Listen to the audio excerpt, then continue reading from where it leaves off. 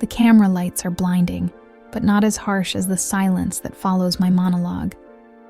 I stand center stage at the KBS Drama Center, sweat trickling down my spine beneath the tailored suit jacket I borrowed from my father. 5 industry executives sit behind a curved table, their faces masks of professional neutrality that I've learned to read like a death sentence. Cut. The casting director's voice slices through the air. Lee Sang-wook, a man whose approval can make careers overnight, removes his designer glasses and cleans them with deliberate slowness. Your interpretation of the character was technically proficient, Kim Jae-sung. The pause hangs in the air like smoke. I bow deeply, lower than necessary, a habit carved into my bones by 26 years of trying to prove I belong. Thank you for the opportunity, Director Lee. However, he continues, and my stomach drops. This particular role requires an actor who embodies the authentic Korean experience. You understand what I'm saying, don't you? The compact powder in my jacket pocket seems to burn against my chest. The same MAC foundation I applied in the bathroom 30 minutes ago, 2 shades lighter than my natural skin tone. The same ritual I've performed before every audition for the past 3 years, trying to erase the evidence of my mother's African-American heritage written across my features. Of course, I understand completely, I hear myself saying, though the words taste like ash. As I gather my script and headshot, executive producer Park Min-jung leans toward her colleague. She thinks her whisper is quiet, but the acoustics in this theater carry everything. Half-breeds just don't have the right look for our demographic. It's nothing personal. Half-breed. The words follow me through the lobby, down the elevator, past the security guard who won't meet my eyes. In the building's marble bathroom, I stare at my reflection. Features that tell 2 stories no one wants to hear simultaneously. My father's Korean eyes, sharp and expressive. My mother's fuller lips and the golden brown skin that no amount of makeup can completely transform. I pull out my phone, fingers hovering over Director Choi's number. He's been calling all week about his new play, something about racial identity and authentic representation. The lead role would require me to embrace exactly what I've spent years trying to hide. The bathroom door opens. Lee Sang-wook enters, doesn't acknowledge my presence, but I catch his reflection adjusting his tie in the mirror beside mine. 2 men, same ambitions, different worlds of possibility. My phone buzzes. A text from So-min, the journalist who's been interviewing me about diversity in Korean entertainment. How did the audition go? Coffee later? She doesn't know. About the makeup, about the constant performance, about the choice I make every single morning when I look in the mirror and decide which version of myself to present to the world. The contract from Director Choi is in my other pocket.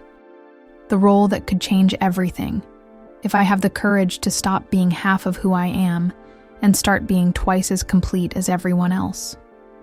Lee Sang-wook leaves without a glance. I'm alone with my reflection, and the most dangerous question I've ever had to answer. Do I keep hiding? Or do I finally let them see all of me? If you've ever stood at the crossroads between who you are and who the world wants you to be, then stay with me. Because what happened next changed everything. Not just for me, but for everyone who's ever felt like they were living between 2 worlds. 3 months before that devastating audition, I discovered the power of MAC Studio Fix Fluid in NC20. 2 shades lighter than my natural NC35, it became my most trusted co-star in the performance of being acceptably Korean. Jae-sung, you're going to be late. My mother's voice carried up the stairs of our Gangnam apartment, tinged with the slight accent that 48 years in Seoul couldn't completely erase. Michelle Washington Kim still pronounced my name with a softness that made it sound like music, instead of the sharp, efficient syllables most Koreans preferred. I was 26 years old, and still living at home, a fact that would embarrass most Korean men my age. But auditions didn't pay rent, and the few commercial roles I'd booked weren't enough to afford a place in this neighborhood where appearances mattered more than authenticity.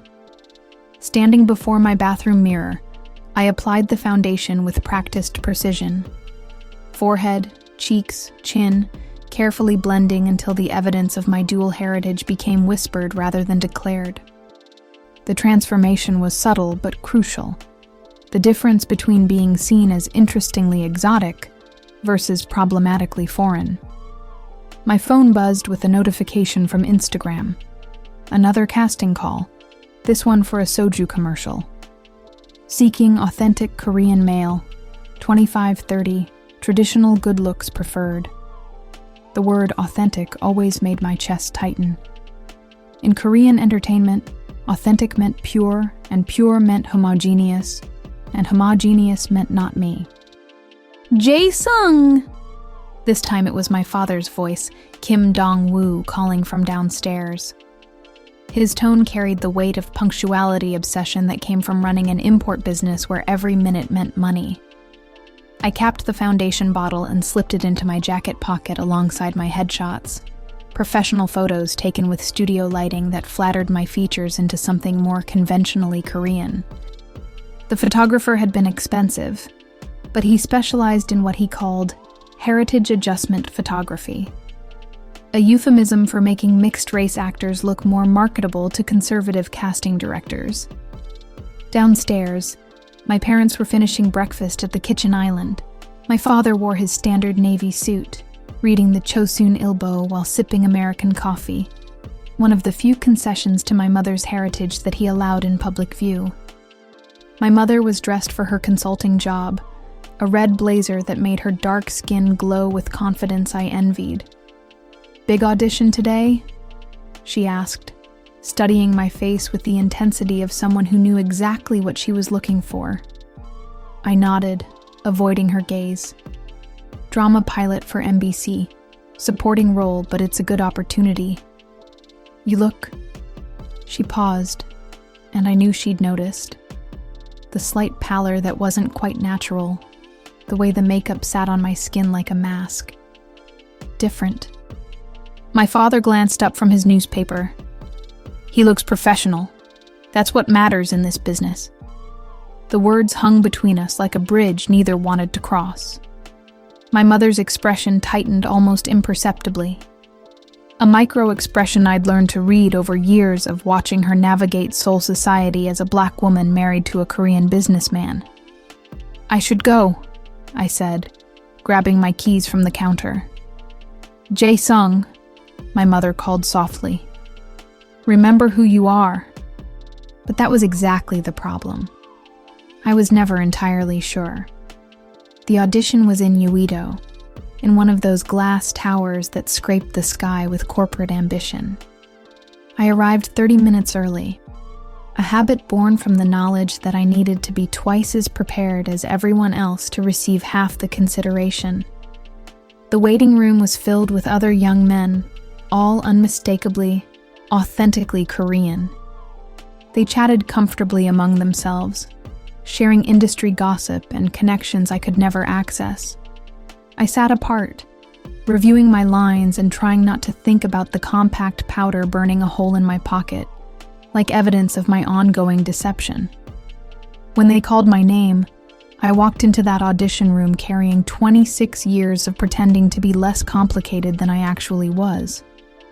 The role was for a Chaebol heir's best friend, someone loyal, trustworthy, and undeniably Korean. I performed the scene flawlessly. Every line delivered with perfect diction, every gesture calibrated for maximum authenticity. I was the Korean son my father wanted, the assimilated success my mother feared, and the unthreatening diversity token the industry could point to when accused of homogeneity. But as I bowed and thanked them for their time, I caught my reflection in the studio's mirror wall. For just a moment, the lighting was harsh enough to reveal what the makeup couldn't quite hide, the truth of who I actually was. Walking back to the subway, I passed a street vendor selling hotteok, the sweet pancakes that had been my childhood comfort food. The ajumma running the stall looked at me with the particular intensity Koreans reserve for trying to place someone who didn't quite fit their categories. "Foreigner?" she asked in English. "Korean," I replied in perfect Seoul dialect. She studied my face, clearly unconvinced but too polite to argue further. I bought a hotteok and walked away, tasting the brown sugar and cinnamon while wondering how many more times I'd have to prove my citizenship to my own country. My phone rang as I descended into Uido Station. Director Choi Min-ho, my former acting teacher, and one of the few industry professionals who knew my full story. "Jae-sung-ah, I have a proposition that might interest you." His voice crackled through the connection. "But it would require tremendous courage." I found an empty corner of the platform, pressing the phone closer to my ear. "What kind of courage?" "The kind that stops hiding and starts healing." His words hit me like a revelation I wasn't ready to receive, because deep down, I knew exactly what he meant. The question was whether I was finally ready to listen. Director Choi Min-ho's theater occupied the basement of an old building in Hongdae, the kind of space where Seoul's artistic rebels gathered to create work that challenged everything polite society preferred to ignore. The walls were painted black, decorated with posters from productions that had been too honest for mainstream audiences. "You look lighter," was the first thing he said when I arrived, his sharp eyes taking in my carefully applied makeup. At 58, Choi had the weathered face of someone who'd spent decades fighting losing battles against cultural conformity. His graying hair was perpetually messy, as if he'd been running his hands through it while wrestling with impossible artistic visions. "I have an audition later," I said, though we both knew that wasn't an explanation. He gestured for me to sit on one of the mismatched chairs scattered around the rehearsal space. "That's exactly what I want to talk about." "How many auditions have you booked in the past year?" The question stung, because the answer was embarrassing. 3 commercials and a web drama cameo. "And how many times did you have to diminish yourself to get those roles?" I didn't answer, because we both knew the truth would be too damaging to say out loud. Choi picked up a script from his desk, its pages already worn from handling. "I've been developing a play about identity, authenticity, and the cost of belonging. It's called Mirror's Edge, and it needs someone brave enough to perform his own truth instead of hiding from it." He handed me the script. The protagonist was named Jin Woo, a mixed-race Korean-American actor struggling to find his place in Seoul's entertainment industry. The parallels were so obvious they felt like an accusation. "This character," I began, "is you if you had the courage to stop apologizing for existing." Choi's voice was gentle but firm. "The lead role would require you to appear as yourself. No makeup, no adjustments, no performance of acceptability. Just truth." My hands trembled slightly as I flipped through the pages. The dialogue was raw, honest, filled with conversations I'd only had in my head during sleepless nights. Monologues about feeling like a perpetual outsider in your own country. Scenes about family pressure and romantic rejection, and the exhausting performance of proving your worthiness to belong. "Who would produce something like this?" I asked. "Me. With private funding from investors who believe Korean theater needs to evolve. But Jae-sung, you need to understand what accepting this role would mean. No more hiding, no more makeup, no more pretending to be simpler than you are." The weight of his words settled in my chest like stones. Everything I'd built, my careful reputation, my relationships, my family's social standing, depended on maintaining the fiction that I could successfully pass as conventionally Korean when necessary. "I need time to think," I said. "Of course. But while you're thinking, consider this. How long can you keep performing yourself before you forget who you actually are? I left the theater with the script burning in my bag like contraband. On the subway home, I watched Seoul blur past the windows, a city that had raised me but never quite claimed me as its own. Every stop brought us through neighborhoods where my childhood had played out in fragments of belonging and rejection. At Gangnam Station, I transferred to the line that would take me home. The evening rush hour crowd pressed around me. Hundreds of faces that shared variations of the same features, the same story, the same unquestioned right to exist here without explanation. I envied their certainty. My phone buzzed with a text from Somin. Interview tomorrow at 2 p.m. I'm writing about diversity in Korean entertainment. Your perspective would be valuable.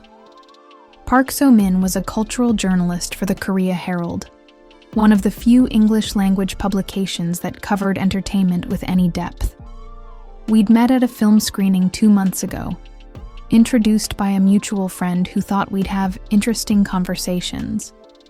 She was intelligent, curious, and had the kind of natural beauty that didn't require the performance enhancement industry that kept people like me employed. More importantly, she looked at me without the subtle confusion that usually clouded people's faces when they tried to categorize my ethnicity. When So-min talked to me, I felt like she was seeing a complete person, rather than a collection of features that didn't quite add up to familiar. Yes, I texted back, looking forward to it. The subway car swayed gently as we approached my stop. I caught my reflection in the dark window and, for a moment, saw myself without the softening filter of intentional lighting. The makeup was beginning to fade after the long day, revealing the natural color of my skin, the fuller shape of my lips, the subtle differences that marked me as someone whose story couldn't be contained within Korea's traditional narratives. A businessman across the aisle was staring at me with the particular intensity I'd learned to recognize. That moment when someone was trying to solve the puzzle of my appearance. Korean, but not quite. Asian, but something more. Familiar, but definitively other. I turned away from both his gaze and my reflection, focusing instead on the script in my bag. Director Choi's words echoed in my memory. How long can you keep performing yourself before you forget who you actually are? The answer was becoming increasingly clear. I was already forgetting. Every morning when I applied that foundation, every audition where I minimized my story, every moment when I chose acceptability over authenticity, I was erasing pieces of myself until what remained was barely recognizable even to me. But the alternative, standing on a stage and declaring the fullness of who I was, felt like volunteering for crucifixion in a society that had spent centuries perfecting the art of excluding anyone who didn't fit their carefully maintained image of racial purity.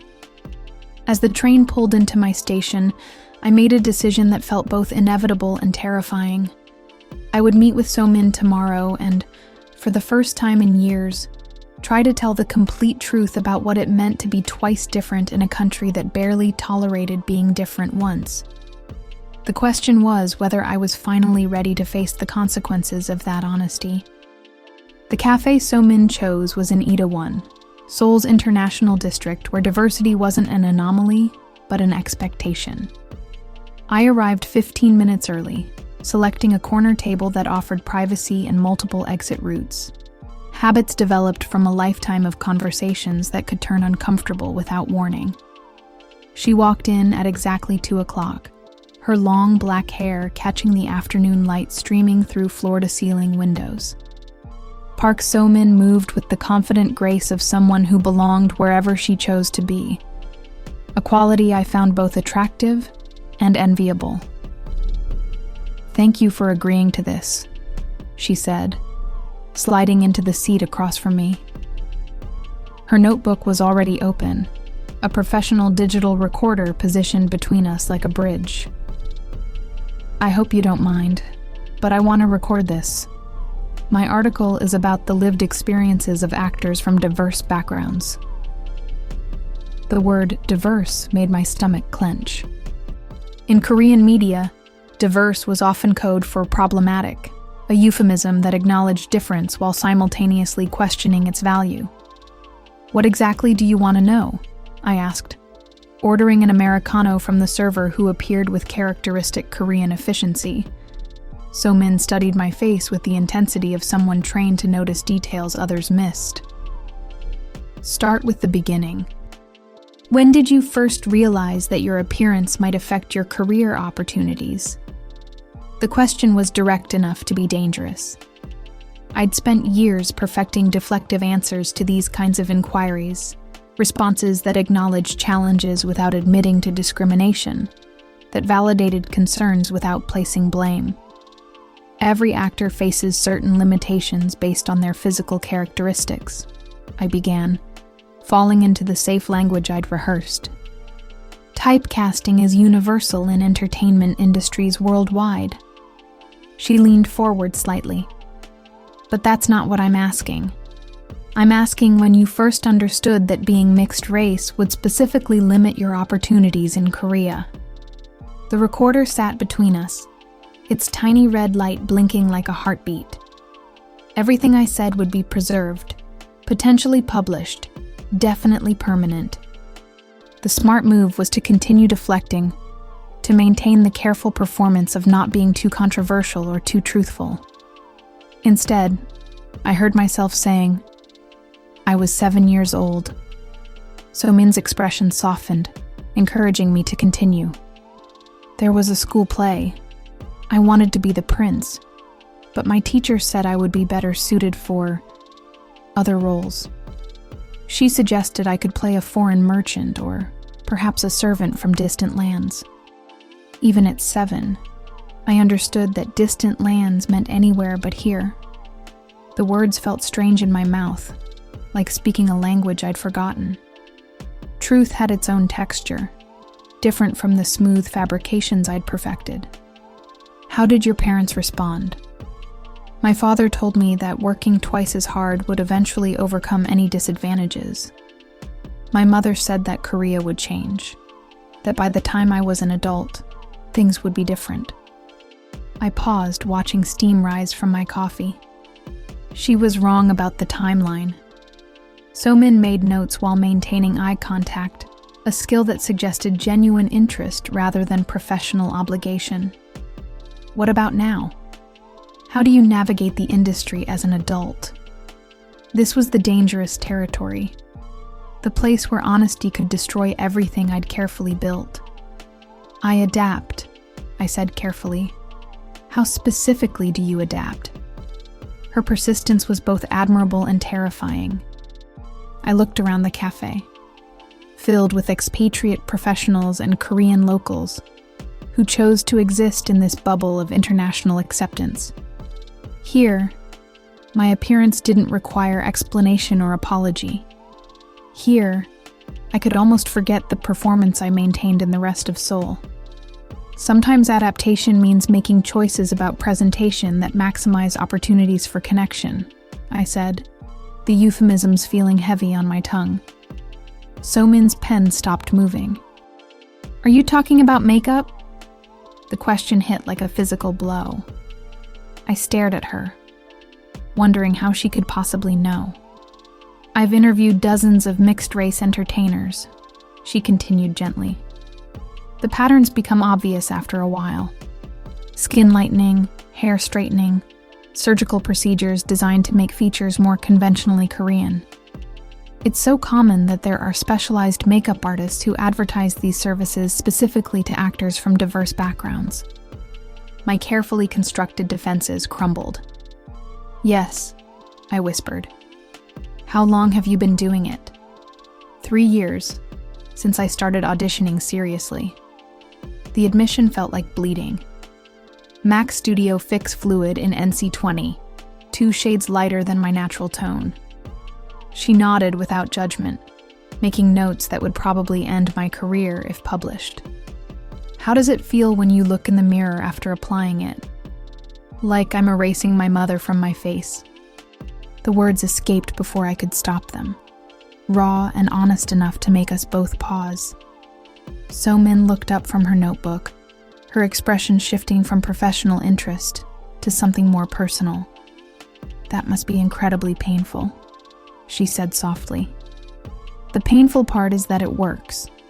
I book more auditions. I get taken more seriously. I become more acceptably Korean with each application." I laughed bitterly. My mother escaped segregation in 1970s America, only to watch her son voluntarily segregate himself from half of his identity. So-min reached across the table, her hand briefly covering mine. The gesture was professional comfort becoming something more intimate. "What would happen if you stopped?" she asked. "I'd probably stop working. But you'd start existing." Her words hung between us like a challenge. I studied her face, trying to understand how a conventional Korean woman could so easily grasp the complexity of my situation. "Why does this story matter to you?" I asked. For the first time since we'd sat down, So-min hesitated. "Because I've spent my life watching people hide parts of themselves to fit into spaces that were never designed for their full humanity. And because I think Korea is ready for more honest conversations about who we are and who we're becoming." She paused the recorder.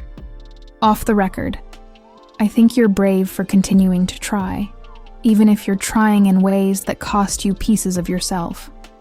I don't feel brave. I feel like a coward who's become too skilled at his own erasure. Then maybe it's time to try a different kind of courage."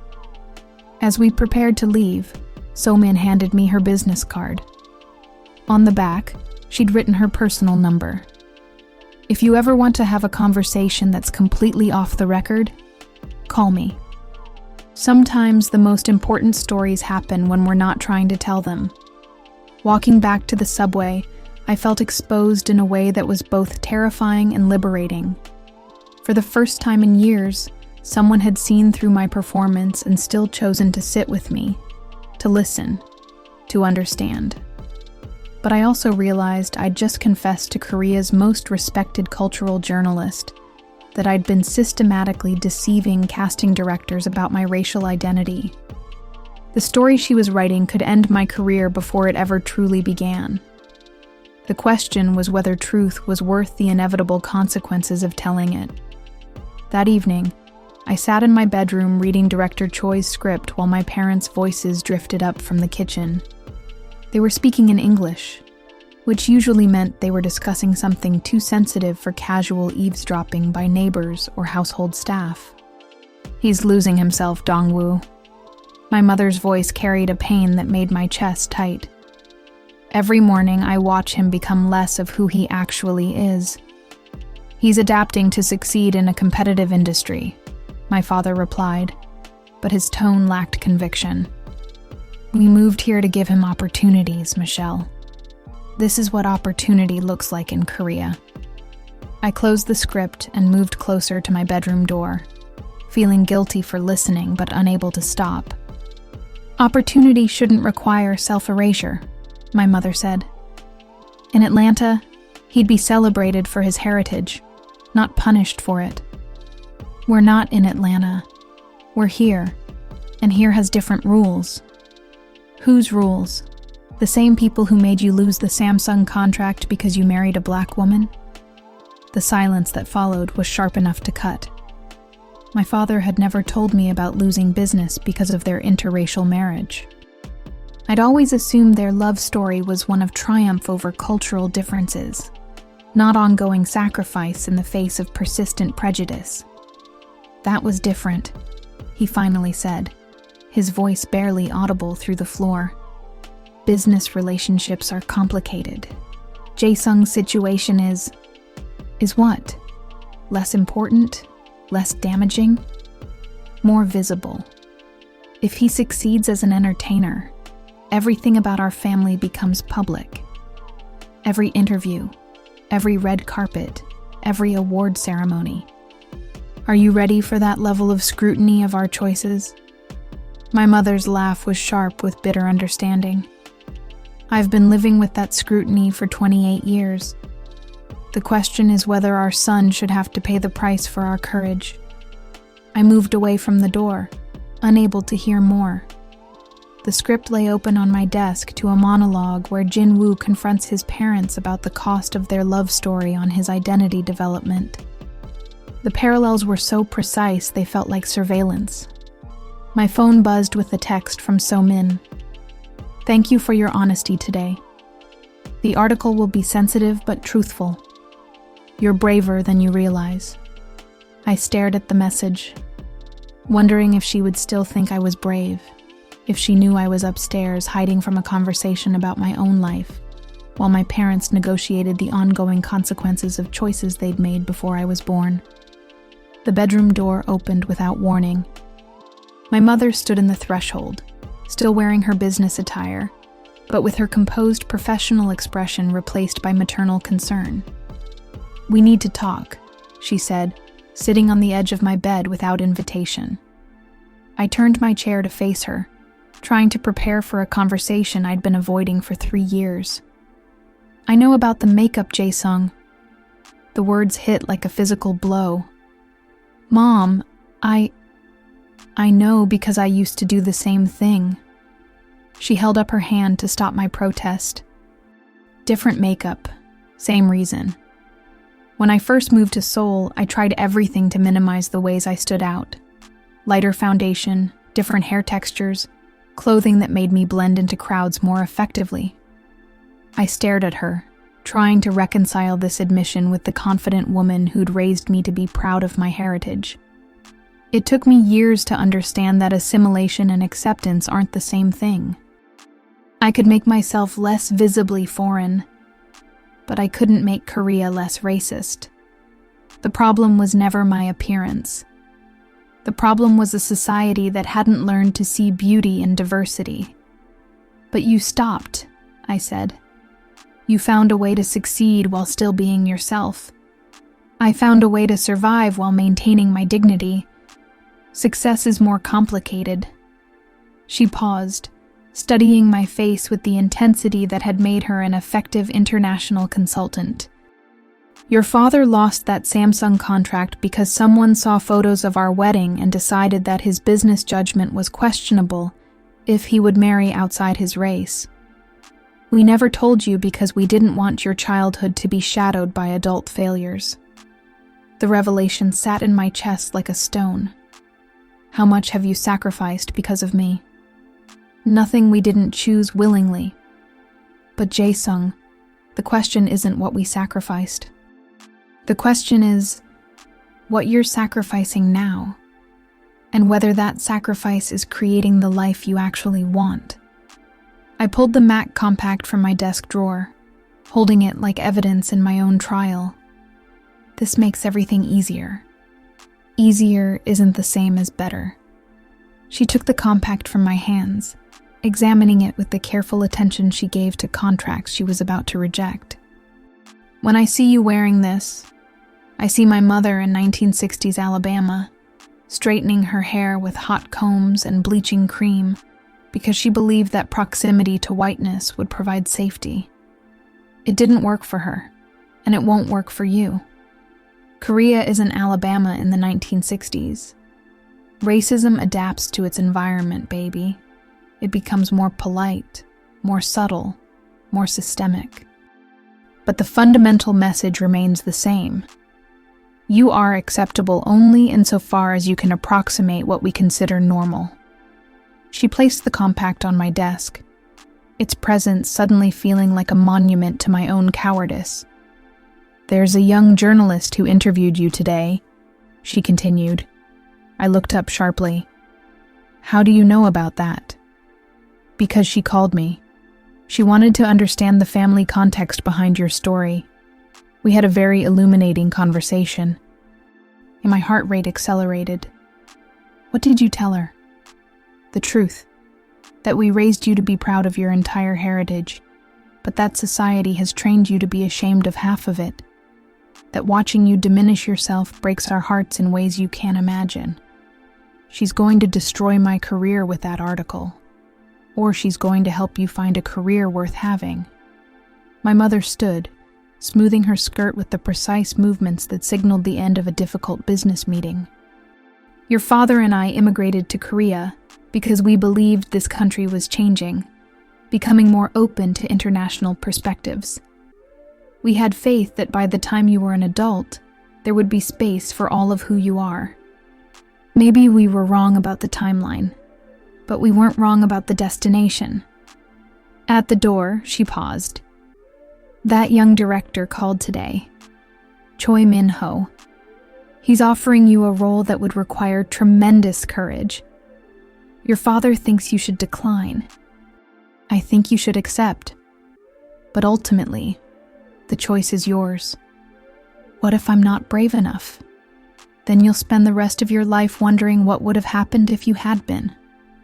After she left, I sat alone with Director Choi's script and my mother's makeup compact, two objects representing opposite approaches to existing in a world that wasn't designed for someone like me.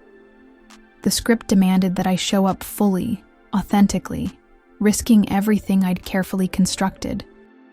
The compact promised continued access to opportunities that required me to diminish myself.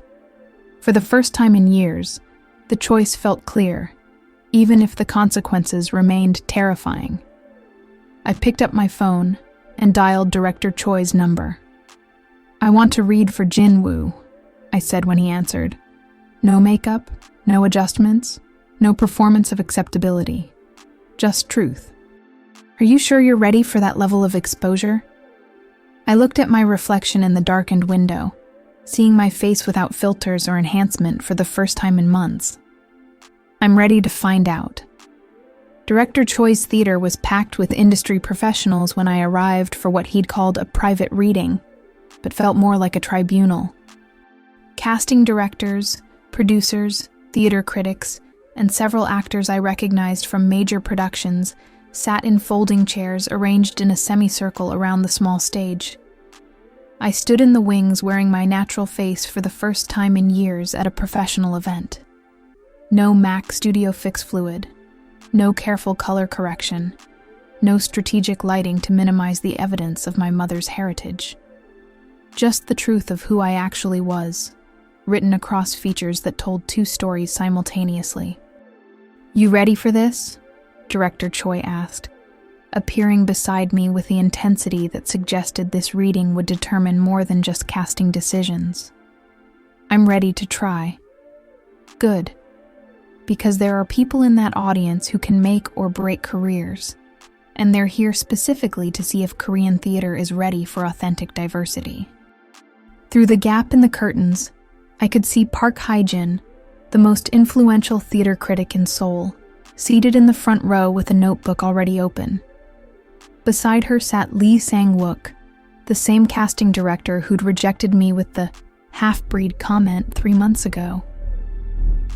My phone buzzed with a text from So-min. Break a leg. Show them who you really are.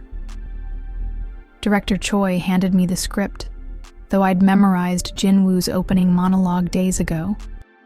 Remember, this character isn't performing acceptability. He's declaring his right to exist as he is. The lights dimmed, and I walked onto that stage carrying 26 years of hiding, 3 years of makeup, and a lifetime of wondering whether Korea would ever have space for someone like me. The monologue began with Jin-woo staring at his reflection, wrestling with the same compact powder I'd been using. But instead of applying it, he begins to speak about the cost of constant performance. Every morning, I wake up and decide which version of myself to present to the world. I began, my voice carrying to the back of the small theater. The version that's Korean enough to belong, or the version that's authentic enough to recognize in mirrors. The audience was silent, attentive in a way that felt different from polite theater etiquette.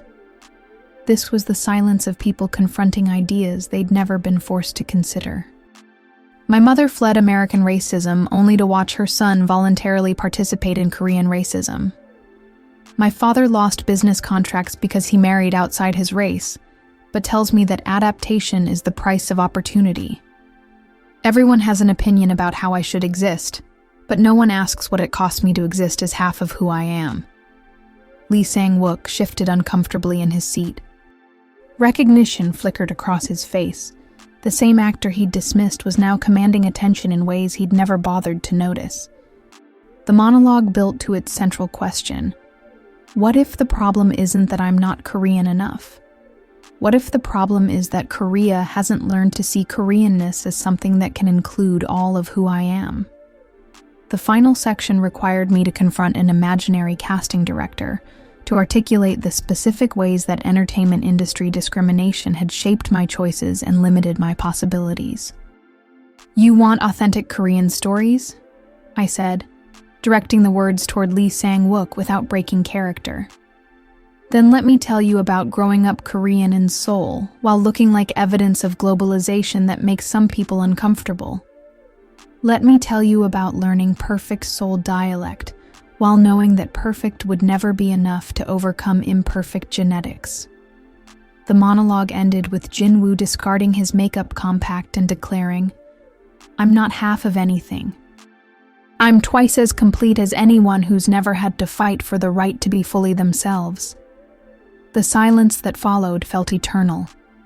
Then, from the back of the theater, came the sound of one person clapping.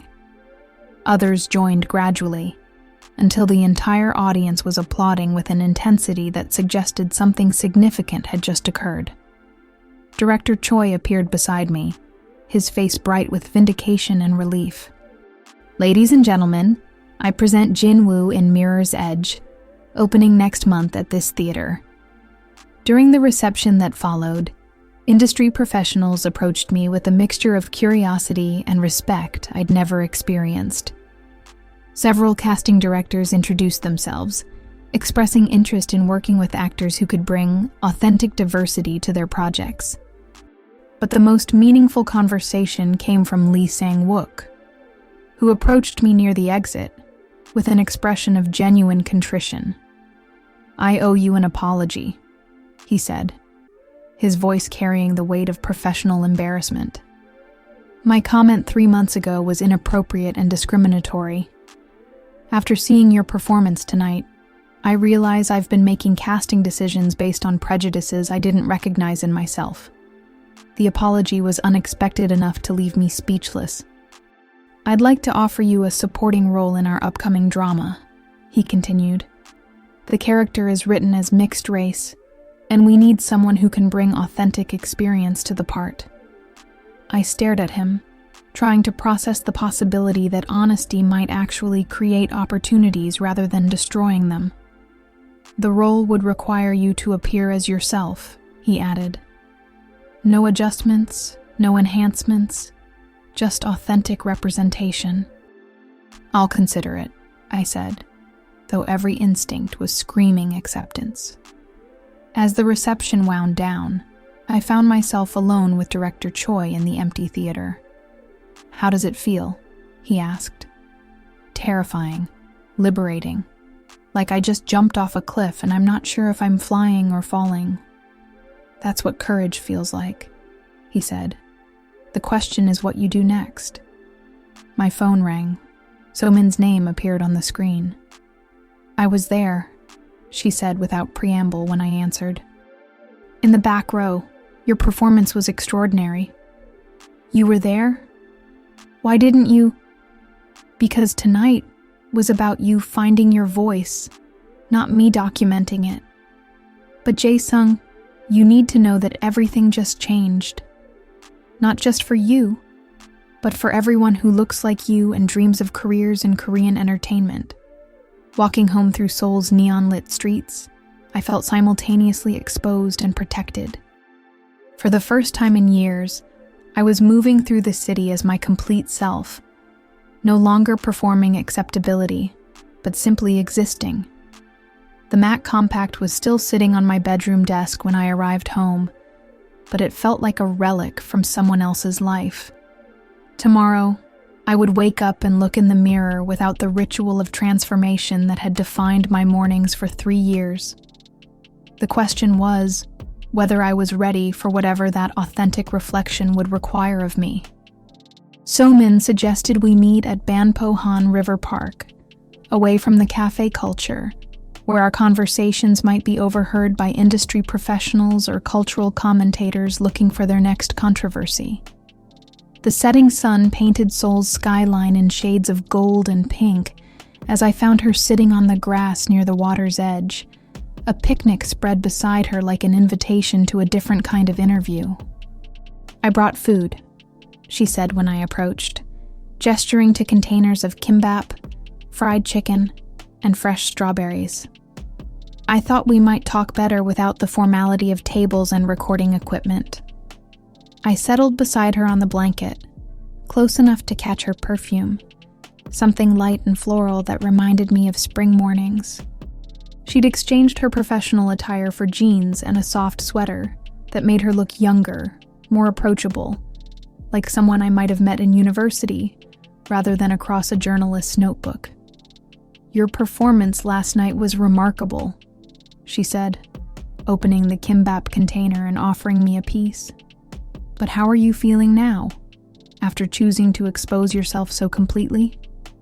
Like I spent 26 years holding my breath and finally learned how to exhale.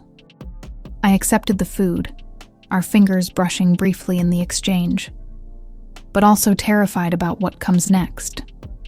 "What scares you most?" The question was gentle but probing, delivered in the tone that had made me trust her with information I'd never shared with anyone else. Around us, families were having evening picnics, couples were taking selfies against the river backdrop, and groups of friends were sharing food and laughter. We could have been any young couple enjoying spring weather, except that our conversation carried the weight of identity politics and career consequences. That I'll wake up tomorrow and realize I've destroyed everything I've spent years building, I admitted. Or worse, that I'll wake up and realize I want to go back to performing acceptability because it's easier than fighting for space to be myself. So-min studied my face with the intensity that had first caught my attention at that film screening. "Do you think you could go back? After last night?" "I don't know. Part of me misses the simplicity of having one version of myself to present to the world, even if that version was incomplete. What about the part of you that doesn't miss it?" I looked across the river at Seoul's skyline, thinking about the question. That part feels like it's been waiting my entire life to finally breathe. She nodded, making mental notes without the formality of written documentation. "I've been thinking about your story since our first interview. Not just as a journalist, but as someone trying to understand how identity works in contemporary Korea. And what conclusions have you reached? That you're pioneering something important, not just for mixed-race actors, but for everyone who's ever felt like they needed permission to exist as their complete selves in Korean society." The words settled between us like a challenge. I reached for a strawberry, needing something sweet to counteract the intensity of the conversation. "What about you?" I asked. "Have you ever felt like you needed to perform a version of yourself to fit into Korean expectations?" So-min's expression shifted, becoming more personal than professional. "Every Korean woman has. We're expected to be successful but not threatening, intelligent but not challenging, independent but still marriageable. The performance is just more subtle than yours. But you're not mixed race. You don't have to justify your right to be Korean." "No, but I have to justify my right to write about subjects that make people uncomfortable." My editor questioned whether a Korean woman could objectively cover diversity issues. Some colleagues suggested I was being too sympathetic to foreign perspectives. The revelation surprised me. "I had no idea you were facing professional pressure because of your coverage. Journalism that challenges social assumptions always comes with risks." She paused, choosing her words carefully. "But some stories are important enough to risk comfort for truth." The sun was beginning to set, painting the sky in deeper shades of orange and red. Other picnickers were packing up, leaving the park to couples and families comfortable with evening temperatures. So-min moved closer on the blanket, close enough that I could feel the warmth radiating from her body. "Can I ask you something personal?" she said, her voice softer now, more intimate than professional. "After everything I've already told you, I think personal questions are inevitable. When you look at me, what do you see?" The question caught me off guard. I studied her face, taking in the delicate features that represented everything Korean society considered beautiful and appropriate. I see someone who's brave enough to ask questions that make people uncomfortable. Someone who listens without judgment. Someone who makes me feel like my story matters. Do you see someone who could love all of who you are? The directness of her question made my heart race. I see someone I'm terrified of disappointing. Why would you disappoint me? Because dating me means dating controversy.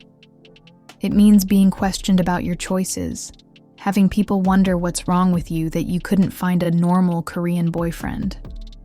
It means your family asking why you're making things complicated when simple would be easier. So-min reached for my hand, her fingers intertwining with mine in a gesture that felt both natural and revolutionary.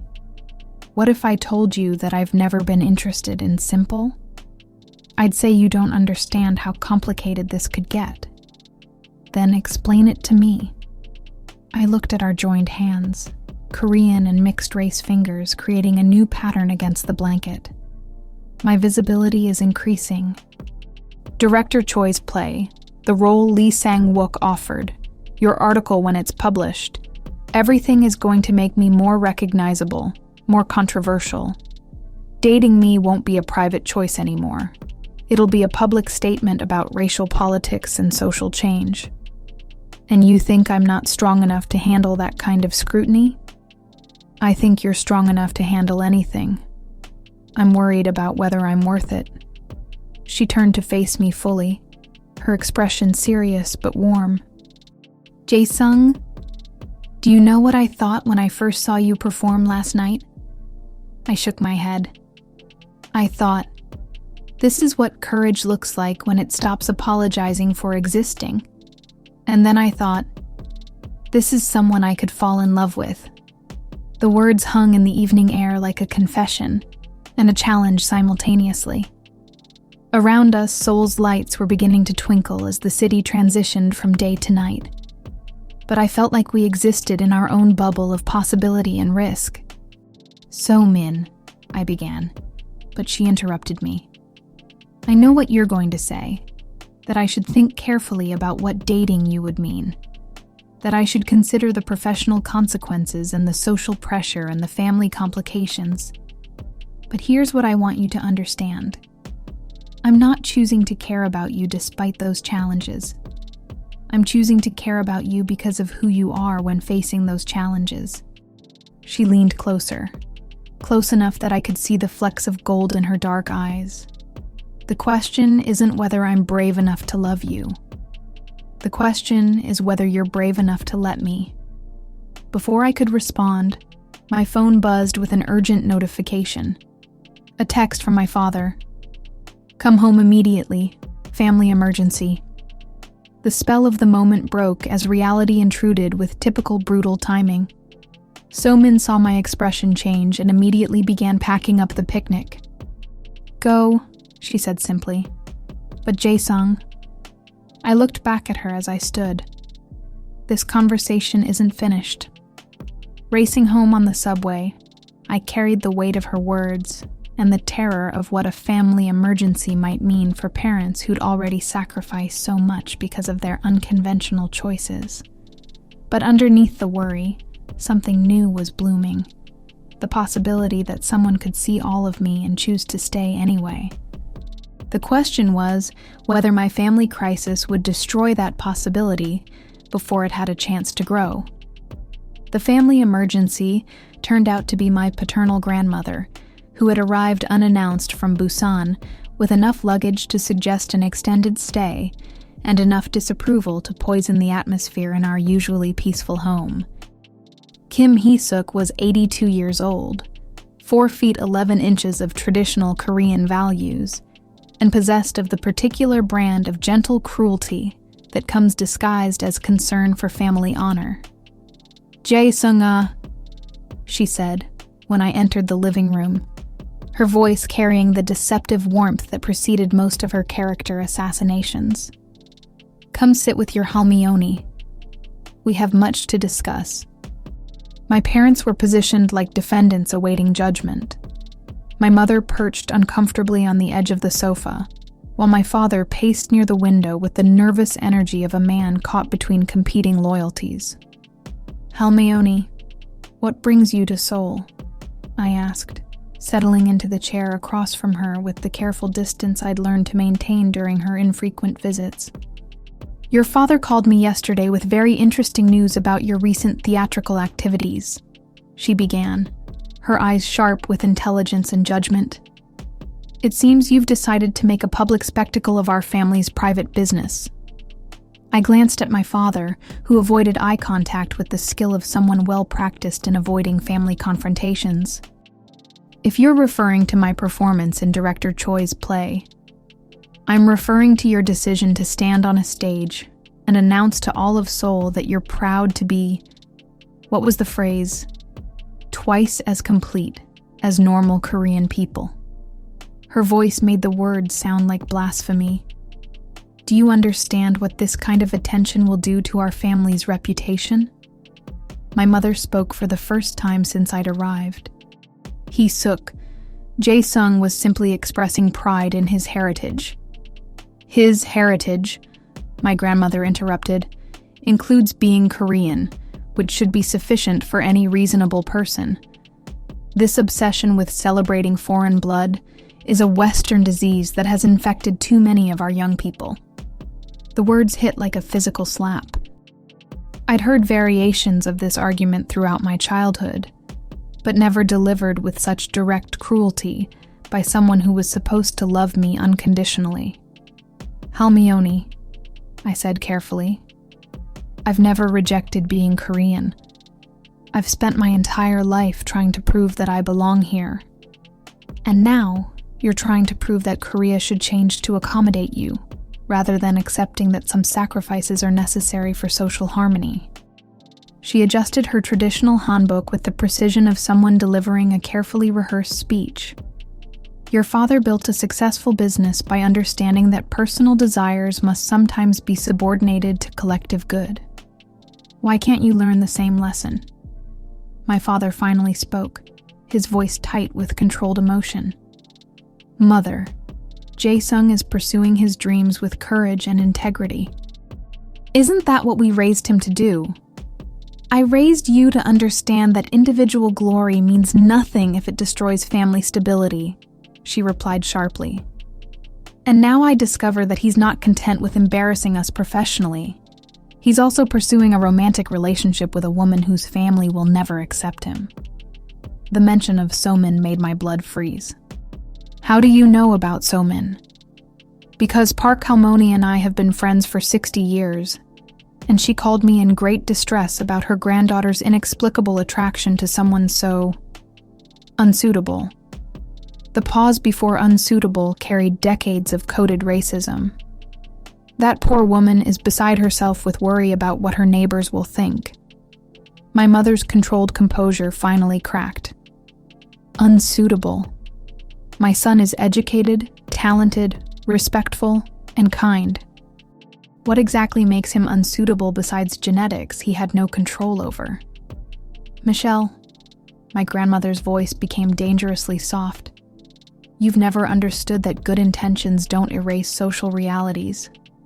Your son can be as talented as he likes, but he will always be seen as foreign by people who matter in Korean society. Encouraging him to embrace that foreignness publicly only makes the situation worse." "Whose situation?" I asked, my voice rising despite my attempts to remain respectful. "Mine or yours? Because I've spent 26 years trying to make other people comfortable with my existence, and I'm finally learning that their comfort isn't my responsibility. Your comfort isn't more important than family stability, she snapped back. Do you know that your father's brother has stopped speaking to us because of the attention your little theatrical performance has generated? Do you care that business associates are questioning your father's judgment?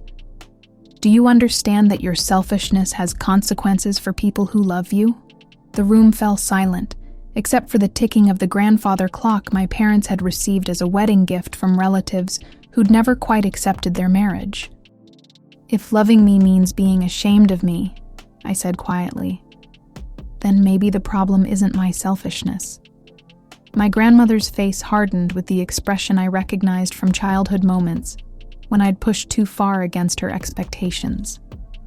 Pride is a luxury for people who don't have to worry about belonging.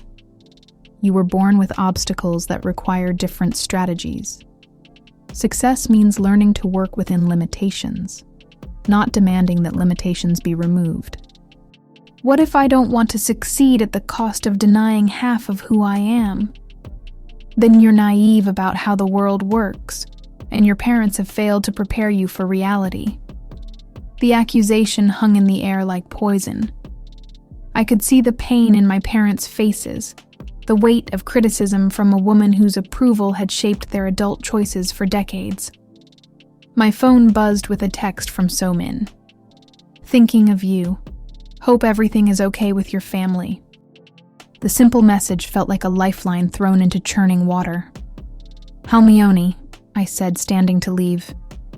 I respect your concerns about family reputation and social consequences, but I can't live my life according to fears about what other people might think. I've tried that approach and it nearly destroyed me. And where has this new approach led you? To a relationship that will never be accepted, and a career that depends on making Korean audiences uncomfortable. Is that the success you imagined? It's led me to the possibility of being happy as myself, instead of successful as someone else. I moved toward the door, but her final words stopped me cold. That park girl will leave you the moment her family applies real pressure. Foreign novelty is entertaining until it becomes inconvenient. Don't sacrifice everything stable in your life for something that won't last. Walking to my room, I carried the weight of her predictions and the fear that she might be right. How much pressure could someone like So-min withstand from family members who saw our relationship as a threat to everything they valued? And how much could I ask her to endure for the uncertain promise of loving someone the world considered unsuitable? The question haunted me through a sleepless night, filled with the sound of my grandmother's disapproval echoing through our suddenly fragile home. The next morning brought revelations that shattered what remained of my childhood illusions about family history and individual choice. I woke to find my grandmother sitting at the kitchen table with photo albums spread around her, like evidence in a trial. My mother across from her with the rigid posture of someone preparing for battle. "Sit down, Jae-sung," my grandmother commanded without looking up from the photographs. "It's time you understood the full context of your parents' choices and their consequences." My mother's expression warned me to prepare for information I might not want to receive.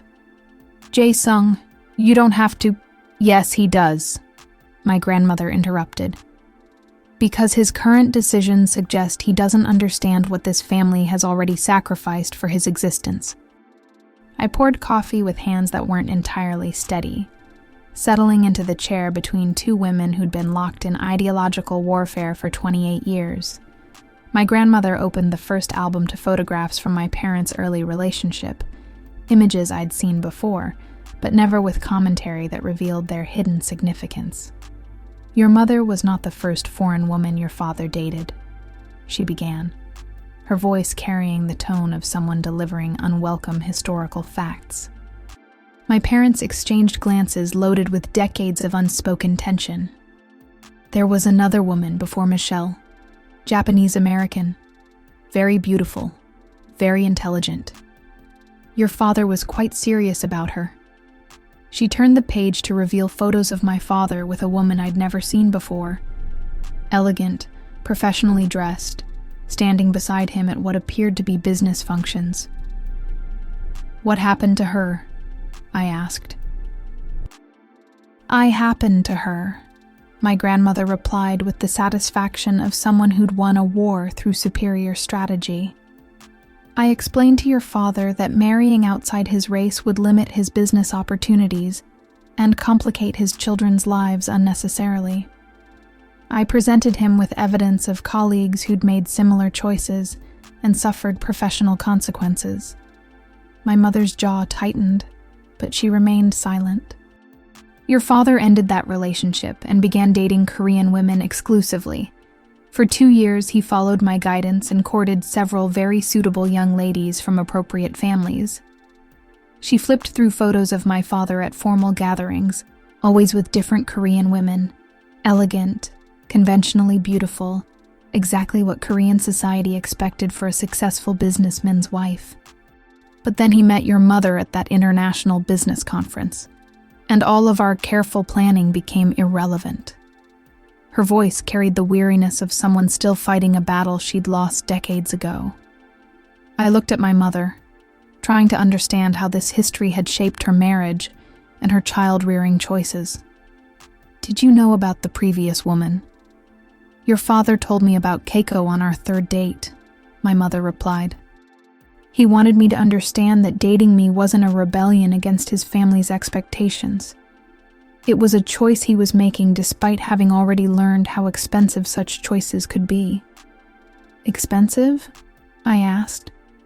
My grandmother answered by opening a second photo album, this one filled with newspaper clippings and business documents.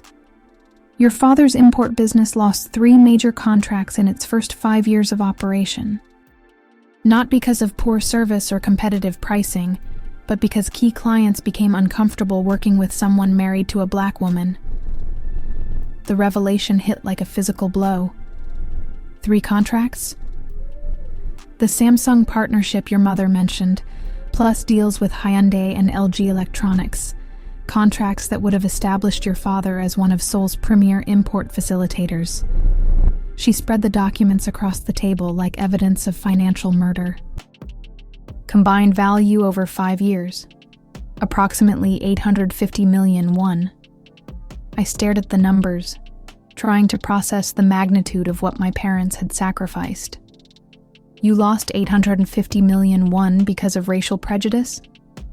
We chose to prioritize love over profit, my father said quietly, appearing in the doorway still wearing his pajamas. But the consequences were real and lasting. My grandmother continued her historical presentation with the relentlessness of someone who'd been waiting 28 years to make this argument. The business recovered eventually, but only by targeting international clients who were more comfortable with diversity. Your father built a successful company, but not the company he could have built if he'd made conventional choices. Why are you telling me this now? I asked. Because you're about to make similar choices, and you deserve to understand their full cost. Not just to you, but to everyone who loves you. She closed the albums with the finality of someone concluding a legal case.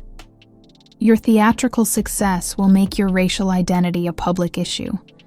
Dating Park So-min will make it a political statement. Are you prepared for the professional and personal consequences of that level of visibility? My mother finally spoke, her voice tight with controlled emotion. Jae-sung, what your grandmother isn't telling you is that we made our choices freely, with full knowledge of their consequences. We never regretted choosing love over social acceptance. But you paid a price, I said. We paid a price for living authentically in a society that wasn't ready for our authenticity, my father corrected. The question you need to answer is whether you're willing to pay a similar price for the same authenticity.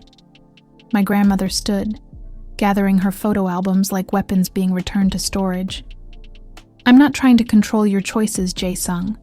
I'm trying to ensure you make them with complete information. Your parents' generation could afford to pioneer because their sacrifices remained largely private. Your generation will face public scrutiny that could destroy careers and relationships overnight. At the kitchen doorway, she paused for her final assault. That young journalist you're so taken with comes from a family that's spent 3 generations building social standing through conventional choices. Do you really believe Park So-min will choose love over family pressure when the consequences become personal? After she left, I sat alone with my parents and the weight of family history I'd never been permitted to understand. "Why didn't you tell me about the financial sacrifices?" I asked. "Because we never wanted you to feel responsible for choices we made freely," my mother replied. "And because we hoped the world would be different by the time you faced similar decisions." "Is it different?" My parents exchanged glances that carried 28 years of shared struggle. "Different enough," my father said finally. "But not easy. It never becomes easy." My phone rang, interrupting our conversation. So-min's name appeared on the screen, and suddenly my grandmother's predictions about family pressure and relationship sustainability felt like prophecies rather than fears. "Answer it," my mother said gently. "Some conversations can't be postponed forever." But as I reached for the phone, I wondered whether I was answering a call from someone who would help me face whatever came next, or from someone who would ultimately realize that loving me cost more than she was prepared to pay. The choice between truth and protection had never felt more impossible. "We need to talk." So-min's voice through the phone carried an urgency that made my stomach clench with anticipation of disaster. "Can you meet me at Hongdae Park in an hour?" The location was significant, public enough to prevent dramatic emotional displays, neutral enough to avoid the intimacy of our previous riverside conversation. I arrived to find her sitting on a bench beneath bare cherry trees, her usual composed professionalism replaced by visible agitation. "My grandmother knows about us," she said without preamble when I approached. "More specifically, she knows everything about us, including details about your family that I never shared with anyone." I sat beside her, leaving careful space between us that suddenly felt like a chasm. "How much does she know?" "She knows about your mixed heritage, your parents' marriage, your father's business losses, and your recent theatrical performance. She also knows that I've been writing articles about diversity in Korean entertainment." So-min's hands were clasped tightly in her lap, knuckles white with tension. "But most importantly, she knows that I've developed feelings for you that go beyond professional interest." The weight of exposure settled over me like a net. How did she find out? Because Korean grandmothers have intelligence networks that would impress government agencies. She's been friends with your paternal grandmother for 6 decades, and apparently they've been sharing information about their family's problematic choices for years. I laughed bitterly. "Your grandmother and mine have been conspiring against us before we even met. It's worse than conspiracy. It's strategic warfare." So-min turned to face me directly, her expression carrying the gravity of someone delivering life-altering news. "She's given me an ultimatum. End our relationship immediately, or face complete removal from family support, financial resources, and social connections." The words hung between us like a death sentence. "What kind of removal?" "No funding for my journalism career, no family connections for professional advancement, no financial safety net if my career fails. Complete social exile from extended family networks, exclusion from family gatherings and celebrations, and public withdrawal of family approval that would affect my marriage prospects for the rest of my life." I stared at her, trying to process the magnitude of what her family was demanding. "They're asking you to choose between me and everything else." Effectively, yes. The brutal simplicity of her situation made my throat tight with rage and helplessness. "And if you refuse? Then I become a social pariah who chose foreign romance over family loyalty. In Korean society, that kind of reputation follows you forever." She paused, choosing her words with journalist's precision. My grandmother made it very clear that dating you publicly would be seen as a political statement that could damage not just my career, but my entire family's social standing. The cherry trees above us were bare, their branches creating stark patterns against the gray autumn sky. Around us, university students were studying, and couples were sharing casual affection, all of them existing in a world where love didn't require such impossible choices. "What do you want to do?" I asked, though I was terrified of her answer. "I want to fight for us.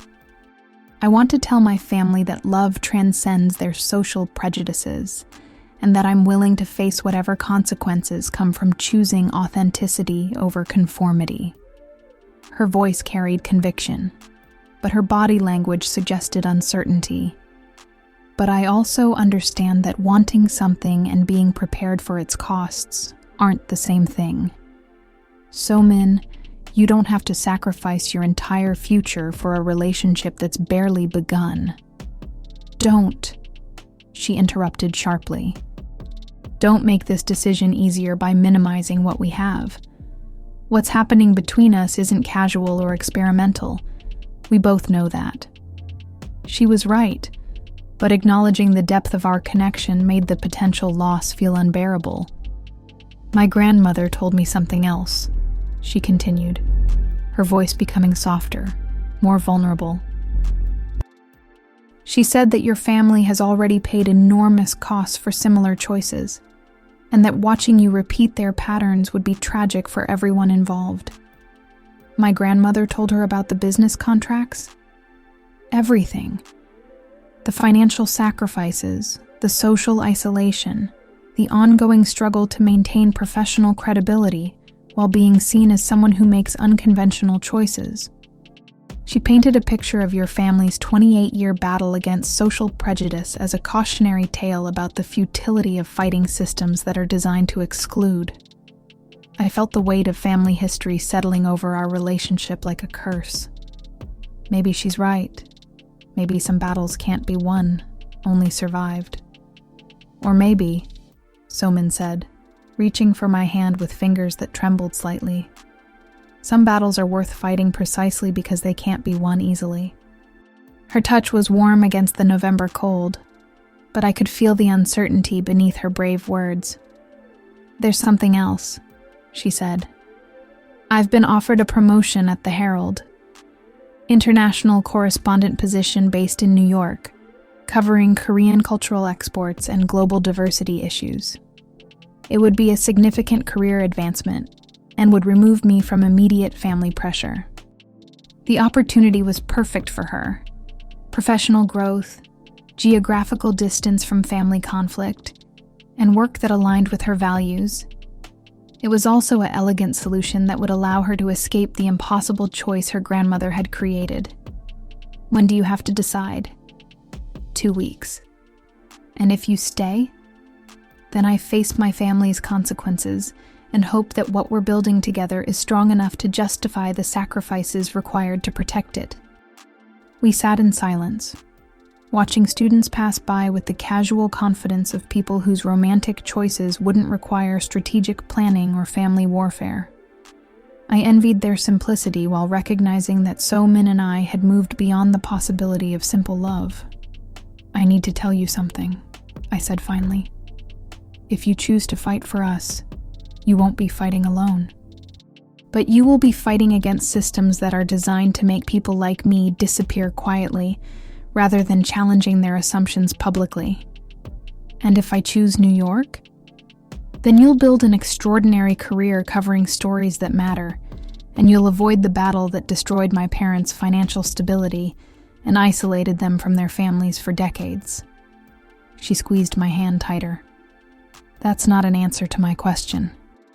If you choose New York, I'll understand that love sometimes means recognizing when the costs are too high to bear.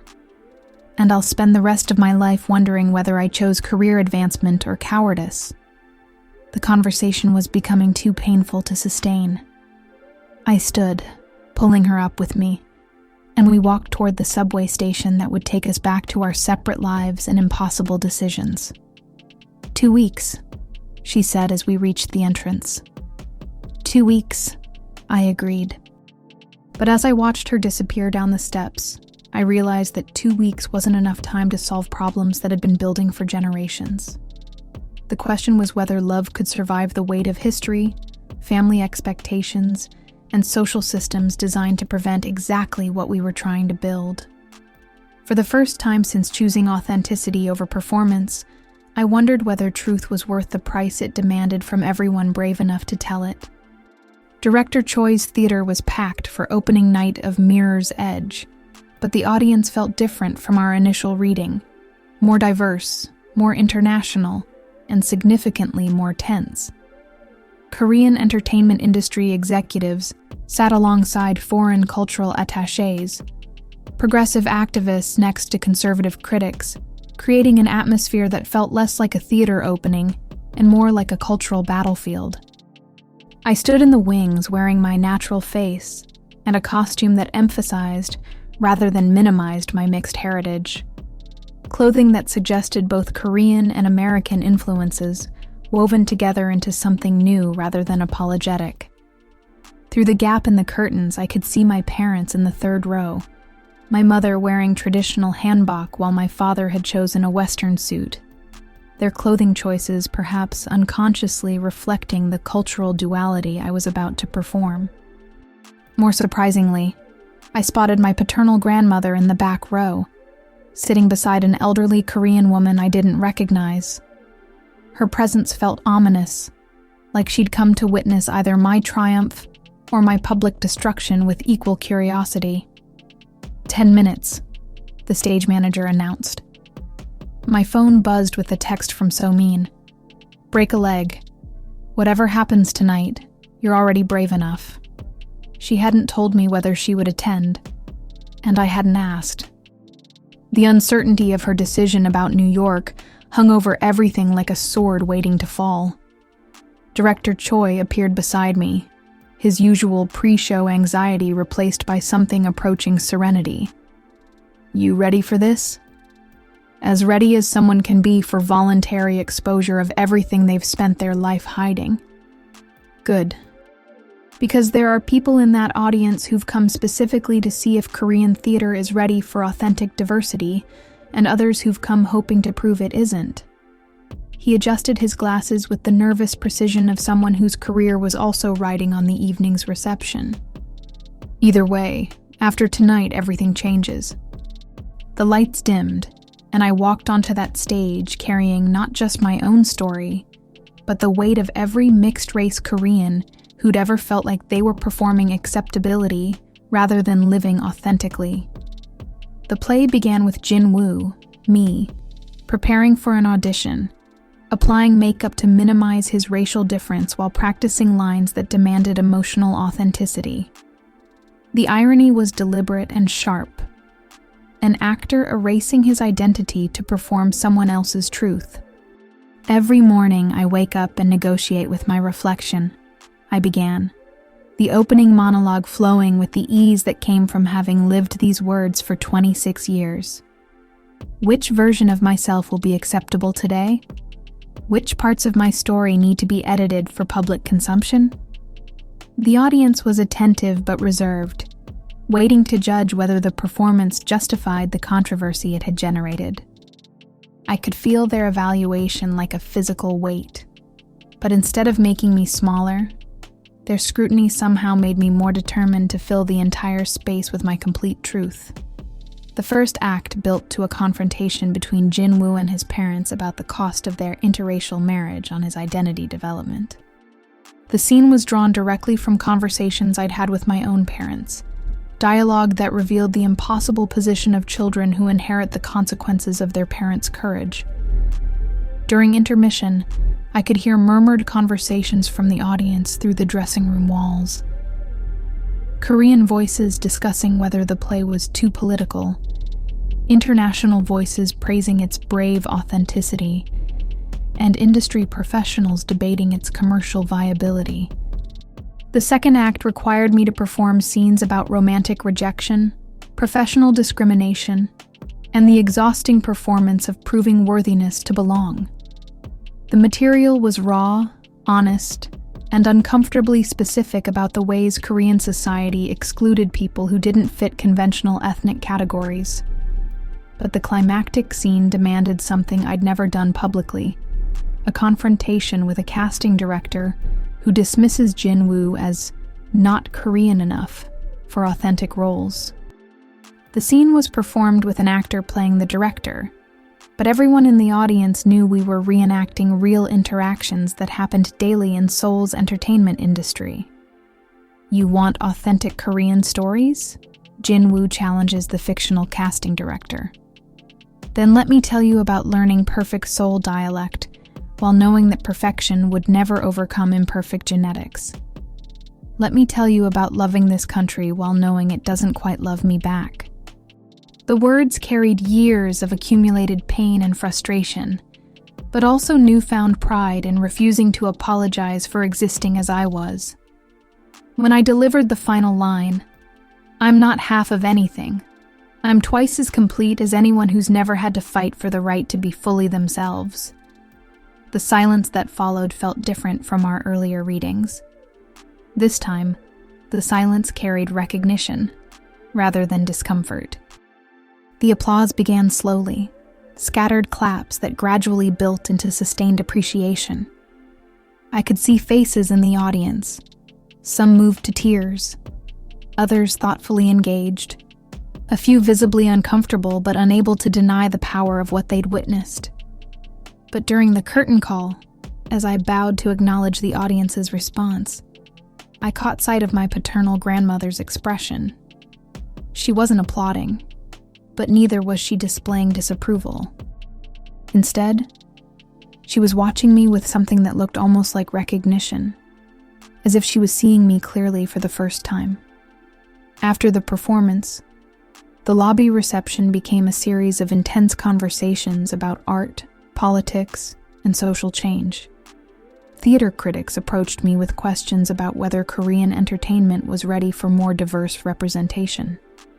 Industry professionals discussed potential projects that could build on the play's themes. But the most meaningful conversation came from an unexpected source: the elderly woman who'd been sitting beside my grandmother. "You probably don't remember me," she said, approaching with the careful dignity of someone delivering important information.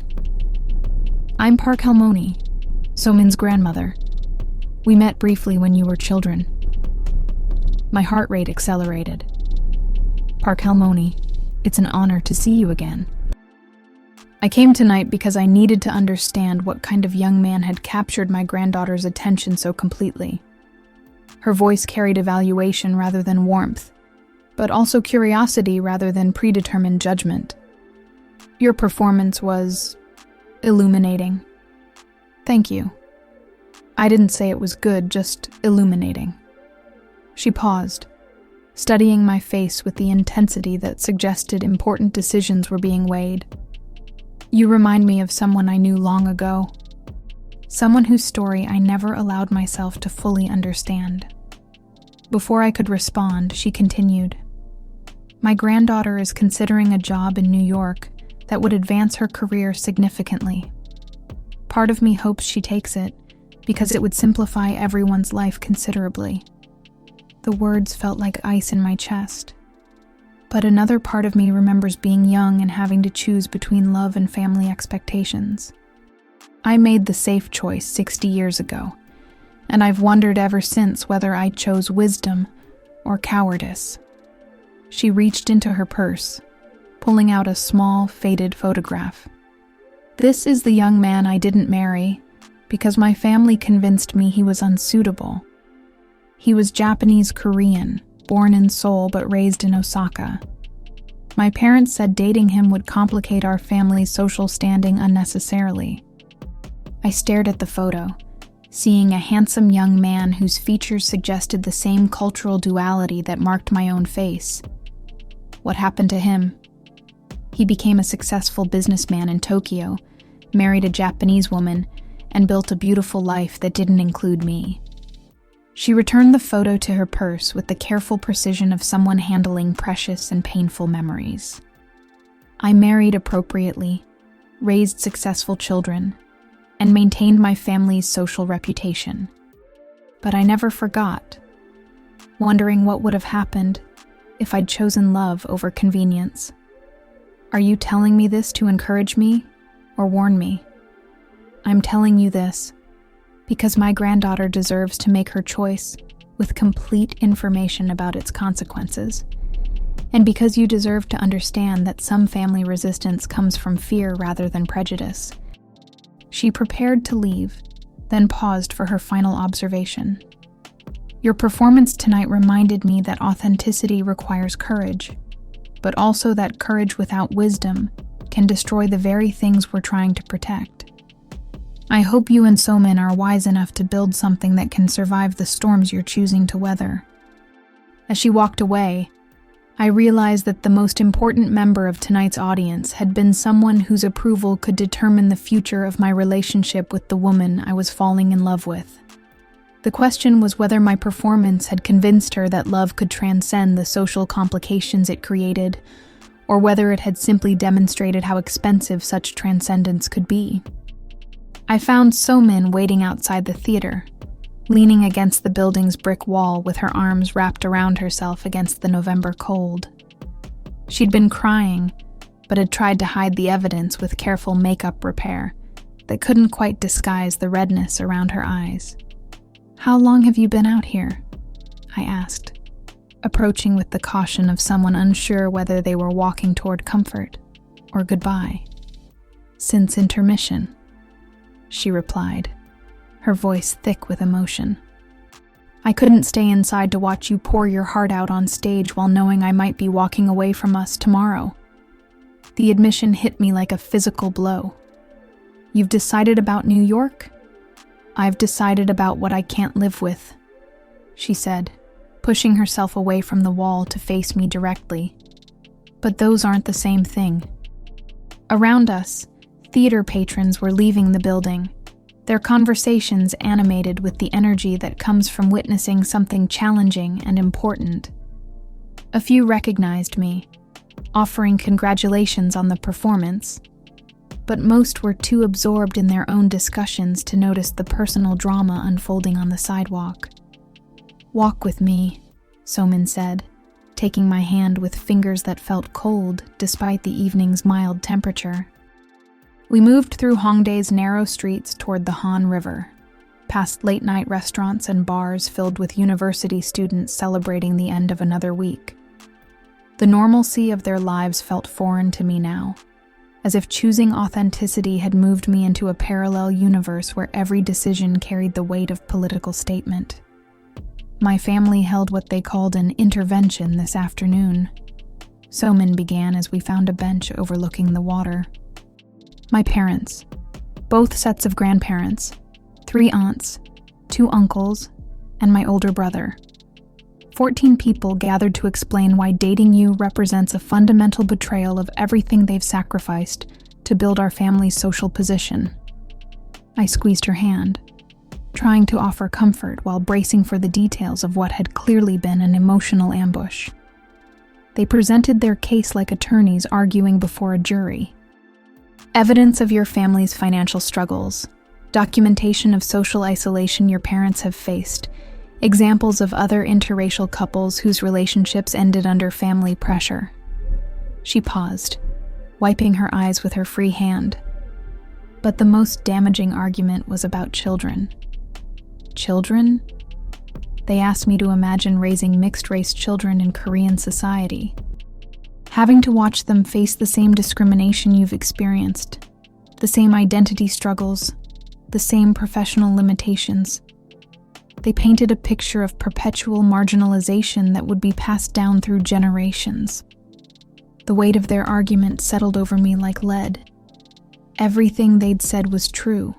Korean society remained fundamentally uncomfortable with racial diversity, and mixed-race children did face ongoing challenges that purely Korean children could avoid.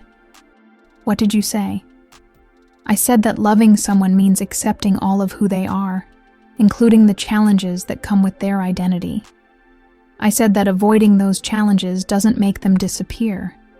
It just ensures that people like you continue facing them alone." Her words carried a fierce protectiveness that made my chest tight with gratitude and terror.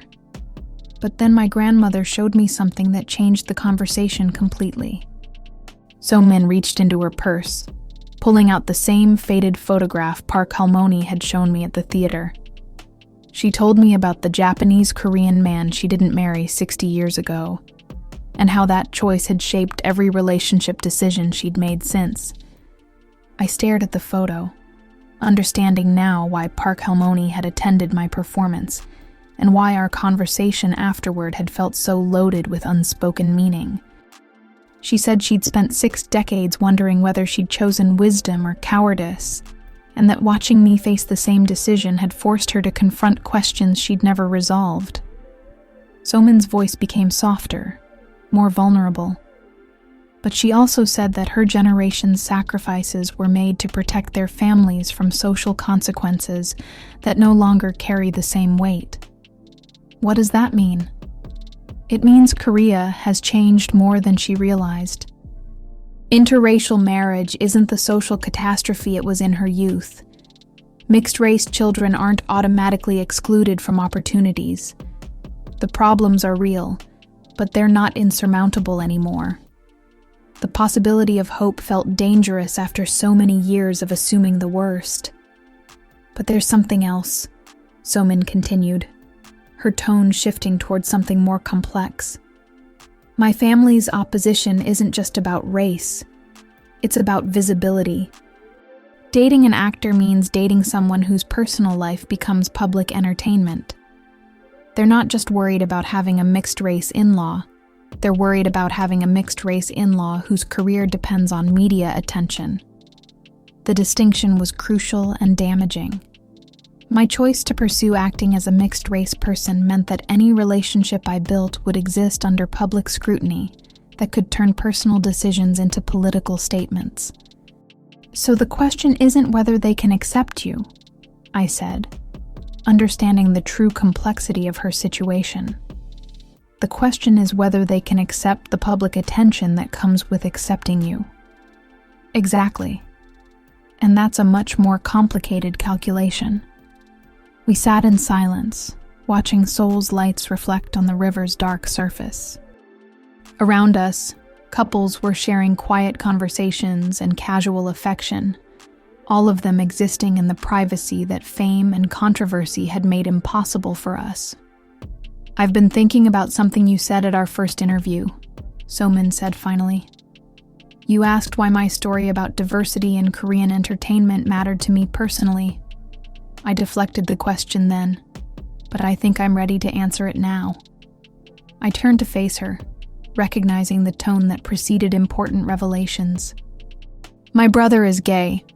He's been in a relationship with the same man for 8 years. But our family pretends it doesn't exist because acknowledging it would complicate our social image. I've watched him perform heterosexuality at family gatherings while his partner remains invisible, excluded from celebrations and conversations, because his existence threatens our family's conventional appearance." The parallel was obvious and painful. I became interested in diversity stories because I understood what it meant to love someone whose identity your family considers problematic. I've watched my brother choose family acceptance over authentic relationship recognition, and I've seen how that choice diminishes everyone involved. Does your family know that you see the connection? They know, but they pretend they don't. Just like they pretend my brother's relationship doesn't exist, they'll pretend that their objection to you is about practical concerns rather than fundamental prejudice. The weight of family denial and systematic exclusion felt overwhelming. We weren't just fighting for our relationship. We were challenging patterns of avoidance that had shaped both our families for decades. "So what do we do?" I asked. So-min turned to face me directly, her expression carrying the gravity of someone who'd made a decision that would change everything. "We choose love over comfort, authenticity over acceptance, and hope over fear." Her voice carried conviction, but also recognition of the costs such choices would require. "But we do it together," knowing that some battles can only be won by people brave enough to fight them publicly. And New York? New York will wait. This won't. She kissed me then, soft and certain against the backdrop of Seoul's lights and the weight of impossible choices. It was a kiss that tasted like courage and tears, like the beginning of something beautiful and the end of something safe. When we separated, I realized that choosing love had moved us beyond the point where retreat was possible. We were committed now to building something that could survive family pressure, social scrutiny, and the ongoing challenges of existing authentically in a world that preferred simpler stories. The question was whether we were strong enough to become the love story our families had been too afraid to write for themselves. So-min's article was published on a Thursday morning in the Korea Herald, with a headline that made my chest tighten with anticipation and dread. Mixed-race actors in Korean entertainment, the hidden cost of assimilation. I read it while sitting in a Starbucks near my apartment, surrounded by the comfortable anonymity of morning commuters who had no idea that my life was being dissected for public consumption. The piece was masterfully written, weaving personal stories with industry analysis and cultural commentary in a way that made systemic discrimination visible without sensationalizing individual struggles. So-min had interviewed 12 mixed-race entertainers, documented patterns of exclusion and accommodation, and presented evidence of how Korea's entertainment industry reinforced racial homogeneity through seemingly neutral casting decisions. But the section about me was more personal and revealing than I'd expected. Kim Jae-sung, has spent 3 years using MAC Studio Fix Fluid Foundation, 2 shades lighter than his natural skin tone before auditions. The 26-year-old actor, born to a Korean father and African-American mother, discovered that minimizing his racial difference increased his booking rate by approximately 40%. I was erasing my mother from my face every morning, he admits, describing the psychological cost of constant performance. The article went on to detail our conversations about identity, authenticity, and the exhausting labor of proving worthiness to belong. She'd honored my story with the kind of nuanced understanding that made painful experiences feel meaningful rather than exploitative. But more significantly, she'd placed my story within a larger context of mixed-race Koreans navigating similar challenges across industries. The article revealed that entertainment was simply the most visible arena where Korea's discomfort with diversity played out through systematic exclusion disguised as aesthetic preference. My phone started ringing before I'd finished reading. Director Choi, my parents, agents I'd never heard of, and entertainment reporters all wanting to discuss the groundbreaking piece that had sparked important conversations about representation in Korean media. But the call that mattered most came from So-min herself, her voice tight with anxiety and excitement. "Have you seen the response?" she asked without preamble. "I'm still processing the article itself. What kind of response?" "It's everywhere.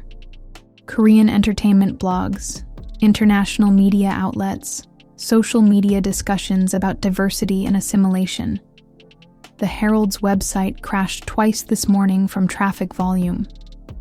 I felt a strange combination of pride and terror. Is that good or bad? It's necessary. But Jae-sung, you need to prepare yourself for what comes next. This kind of visibility creates opportunities, but it also creates targets." Within hours, her prediction proved accurate. My Instagram notifications became overwhelming. Thousands of new followers, hundreds of comments ranging from supportive to viciously racist, and interview requests from media outlets I'd never dreamed would notice someone like me. But more troubling were the industry responses. 3 casting directors I'd worked with previously called to discuss how the article might affect future opportunities. Their conversations were carefully coded, but the message was clear. Becoming known as a diversity activist could limit my access to mainstream roles that required actors to remain politically neutral. The most direct response came from Lee Sang-wook, the casting director who'd previously dismissed me as not Korean enough, but had offered me work after seeing my theater performance. "The article complicates things," he said during a tense phone conversation. "Productions are already nervous about casting mixed-race actors, and now you're associated with criticism of industry practices. It's going to be harder to position you as commercially viable. So, speaking honestly about my experiences makes me unemployable? Speaking publicly about discrimination makes you controversial. Controversial actors require special justification for casting, which limits opportunities to projects specifically focused on diversity themes." The Catch-22 was perfect and maddening. Staying silent about discrimination allowed it to continue, but speaking about it marked me as someone whose career depended on being discriminated against. That evening, I met So-min at a restaurant in Itaewon, choosing international territory where our conversation was less likely to be overheard by industry professionals looking for gossip to monetize. "My editor wants me to write a follow-up piece," she said after we'd ordered. "Reader response has been so intense that they want to explore the topic further." "What kind of follow-up?" "Profiles of mixed-race Koreans in other industries, business, academia, politics, to show how entertainment reflects broader social patterns." She paused, studying my expression. "But he also wants me to interview your parents about their experience raising a mixed-race child in Seoul." The suggestion made my stomach clench. My parents have spent 28 years trying to maintain privacy about their relationship. Asking them to go public now feels unfair. I agree, which is why I told him I'd only pursue the story if your family initiated contact. I won't ambush them for content. Her journalistic integrity was one of the reasons I'd fallen in love with her, but it also meant she understood the professional value of stories that others might protect for personal reasons. "There's something else," she continued, her tone shifting toward more dangerous territory. "My family read the article." I set down my chopsticks, preparing for bad news. "My grandmother called this morning. She said seeing our relationship described in print made it feel more real and more threatening than when it existed only in family conversations." "More threatening how?" "Because articles get archived, referenced, and cited. Our relationship is now part of the permanent record of contemporary Korean social change. If I marry you, that article will be discovered by future employers, colleagues, and anyone researching my professional background." The long-term implications were something I hadn't considered. In choosing to love publicly, we weren't just accepting current consequences. We were accepting that those consequences would follow us indefinitely. Did she say anything else? She said that reading about your family's financial sacrifices made her realize that marrying you would mean accepting similar sacrifices for our future children.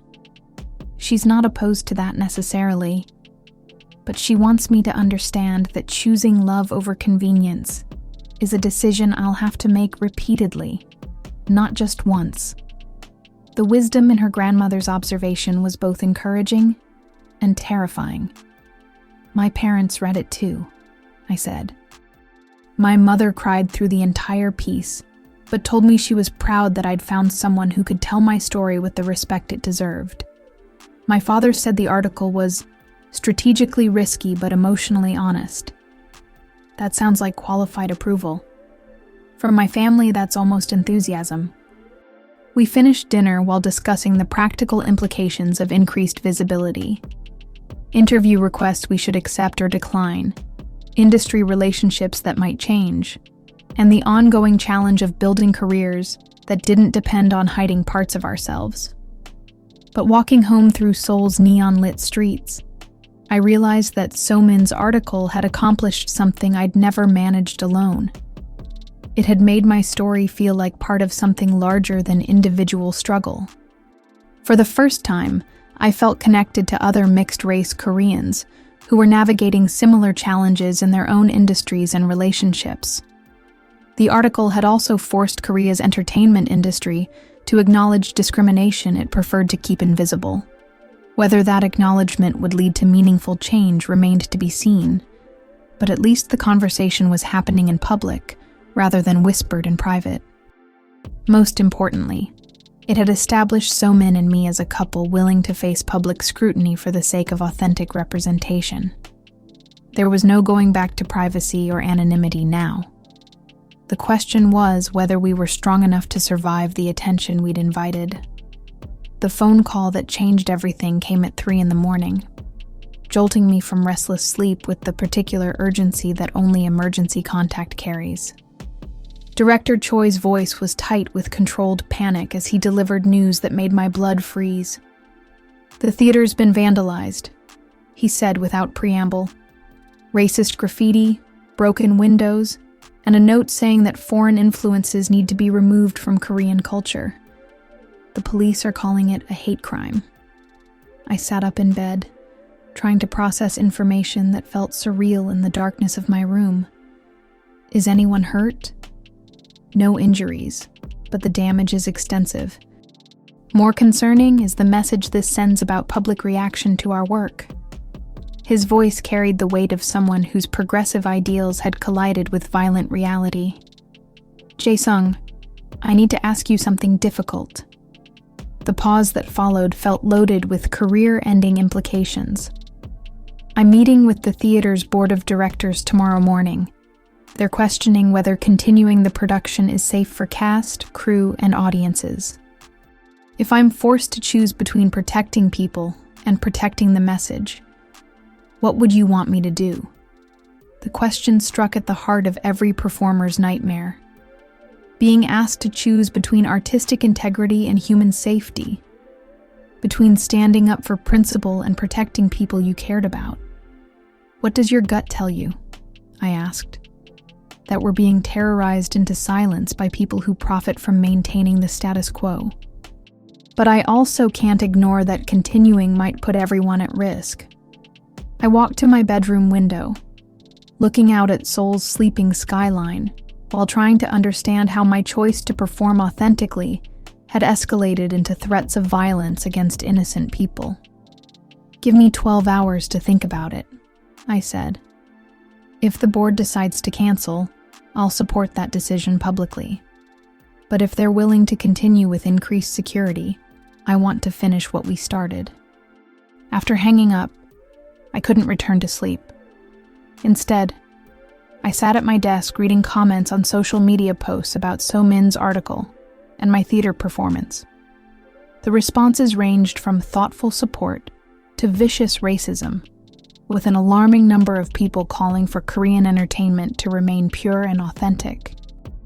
But buried among the negativity were messages from mixed-race Koreans thanking me for making their experiences visible, from parents of biracial children expressing hope that society might become more accepting, and from young actors who said my story had given them courage to pursue careers without hiding their identities. At sunrise, I called Somin. "I heard about the theater," she said immediately. "Are you okay?" "Physically, yes. Emotionally, I'm trying to understand how authenticity became threatening enough to justify vandalism. Because authenticity challenges systems that depend on people staying invisible," she replied with the clarity that made her such an effective journalist. "Your story isn't just about individual success. It's about proving that Korean identity can include people who look like you. That's terrifying to people who've built their sense of belonging on exclusion. So what do? We decide whether we're strong enough to face whatever comes next, or whether the cost of courage has become too high to pay." Her words echoed Director Choi's question about choosing between message and safety. But they also carried a deeper challenge. Were Somin and I prepared for our relationship to become a lightning rod for broader social tensions about race, identity, and belonging in contemporary Korea? "There's something else," she continued, her tone shifting toward more personal territory. "My family held another emergency meeting yesterday. This time, They presented me with an ultimatum that's more specific than their previous pressure. My heart rate accelerated. What kind of ultimatum? End our relationship within 1 week, or face complete financial and social exclusion from family networks. But they also offered an alternative. Accept the New York position, maintain family relationships, and they'll support a future marriage to someone more suitable. The calculated cruelty of her family's strategy was breathtaking. They'd created a situation where loving me required So-min to sacrifice everything stable in her life, while offering her a path to success that required abandoning me completely. What did you tell them? That I needed time to consider my options. But Jae-sung, they're not bluffing. My father showed me legal documents transferring family assets into trusts that exclude me if I marry outside their approved candidates. They've essentially written me out of the family inheritance if I choose you. The weight of what they were asking her to sacrifice settled over me like a physical burden. So-min came from generational wealth that provided not just financial security, but access to social networks, professional opportunities, and cultural capital that had shaped every advantage she'd ever received. How much are we talking about? I asked. Enough to buy a house, fund graduate school abroad, and establish financial independence for life. Enough to make choosing love over family approval genuinely devastating in practical terms. We sat in silence while I tried to process the magnitude of what her family was demanding. They weren't just asking her to break up with me. They were asking her to choose between love and every material advantage she'd inherited through 3 generations of conventional choices. So-min, you can't sacrifice your entire future for a relationship that's barely 6 months old. Stop, she interrupted sharply. Don't make this easier by minimizing what we have, or suggesting I should choose financial security over authentic love. That's exactly what my family expects me to do. But they're not wrong about the practical implications. Dating me means giving up advantages that could benefit any children we might have together. Or it means choosing to build different advantages based on authenticity rather than conformity. The conversation was becoming too painful to continue over the phone. Can we meet? I'm already dressed and heading to your neighborhood. Coffee in 20 minutes? Meeting at our usual cafe in Itaewon felt different now that our relationship had become public knowledge through her article. Other patrons glanced at us with the particular attention reserved for people who'd become minor celebrities through controversy. The theater vandalism changes everything, So-min said after we'd ordered. It proves that your visibility comes with real physical risks, not just professional challenges. Are you worried about your safety? I'm worried about yours. But I'm also worried about what backing down now would mean for other mixed-race Koreans who are watching to see whether standing up for authentic representation is actually sustainable. Her words crystallized something I'd been struggling to articulate. Our relationship had become larger than our personal feelings. We'd accidentally become symbols of social change, carrying expectations and responsibilities we'd never chosen but couldn't abandon without consequences for others facing similar struggles. What if we took a break? I suggested, the words tasting like betrayal even as I spoke them. Let things cool down. Give our families time to adjust. Reduce the public pressure. And what message does that send? That love between people like us is acceptable only when it's invisible? That Korean society gets to decide which relationships deserve protection and which ones should be abandoned when they become inconvenient? She was right. But the alternative, continuing to fight public and private battles simultaneously, felt unsustainable. I have an idea, she said, reaching across the table to take my hands. But it's going to require more courage than either of us has had to demonstrate so far. Expression warned me that whatever she was about to propose would change everything irreversibly. What kind of idea? The kind that stops letting other people control the narrative of our relationship and starts writing our own story publicly. Her words hung between us like a challenge that could either save us or destroy us completely. That evening, I made the most shameful decision of my adult life. I chose safety over courage, comfort over authenticity, and reputation over love. The vandalized theater, So Min's family ultimatum, and the escalating public controversy had created a perfect storm of pressure that broke something essential inside me. I called Director Choi first. "I think we should suspend the production," I said, my voice barely steady enough to deliver the words. "The risks have become too high for everyone involved." The silence that followed felt like condemnation. "Jae-sung, if we close now, it sends the message that terrorist tactics work. Every mixed-race performer in Korea will understand that visibility comes with consequences the establishment won't protect them from. But if we continue and someone gets hurt, then we'll have fought for something meaningful. If we stop now, we'll have surrendered to exactly the kind of intimidation that's kept people like you invisible for decades." His words cut like accusations, but I was too terrified to be shamed into changing course. "I'm sorry, Director. I can't be responsible for putting other people in danger." After hanging up, I sat alone in my bedroom surrounded by the artifacts of my brief rebellion against conformity. Director Choi's script, So Min's article about diversity in Korean entertainment, photographs from the theater's opening night when I'd felt like I was finally becoming myself instead of performing acceptability. All of it felt like evidence of a beautiful delusion that had collided with brutal reality. My phone buzzed with a text from So Min. "Dinner tomorrow? We need to make some decisions about our future." Instead of responding, I turned off the phone and spent the night staring at the ceiling, while imagining all the ways our relationship could be destroyed by forces neither of us could control. By morning, I'd convinced myself that loving her meant protecting her from the social and professional consequences of being associated with me. I called her before sunrise. "I think you should take the New York position," I said without preamble, the words feeling like self-mutilation. "What are you talking about?" "Your family's ultimatum, the theater vandalism, the industry backlash against actors who become politically controversial. Everything is escalating beyond what we can handle. Taking the job in New York protects your career and gives both our families breathing room." The silence that followed was sharp with betrayal and disbelief. "Are you breaking up with me?"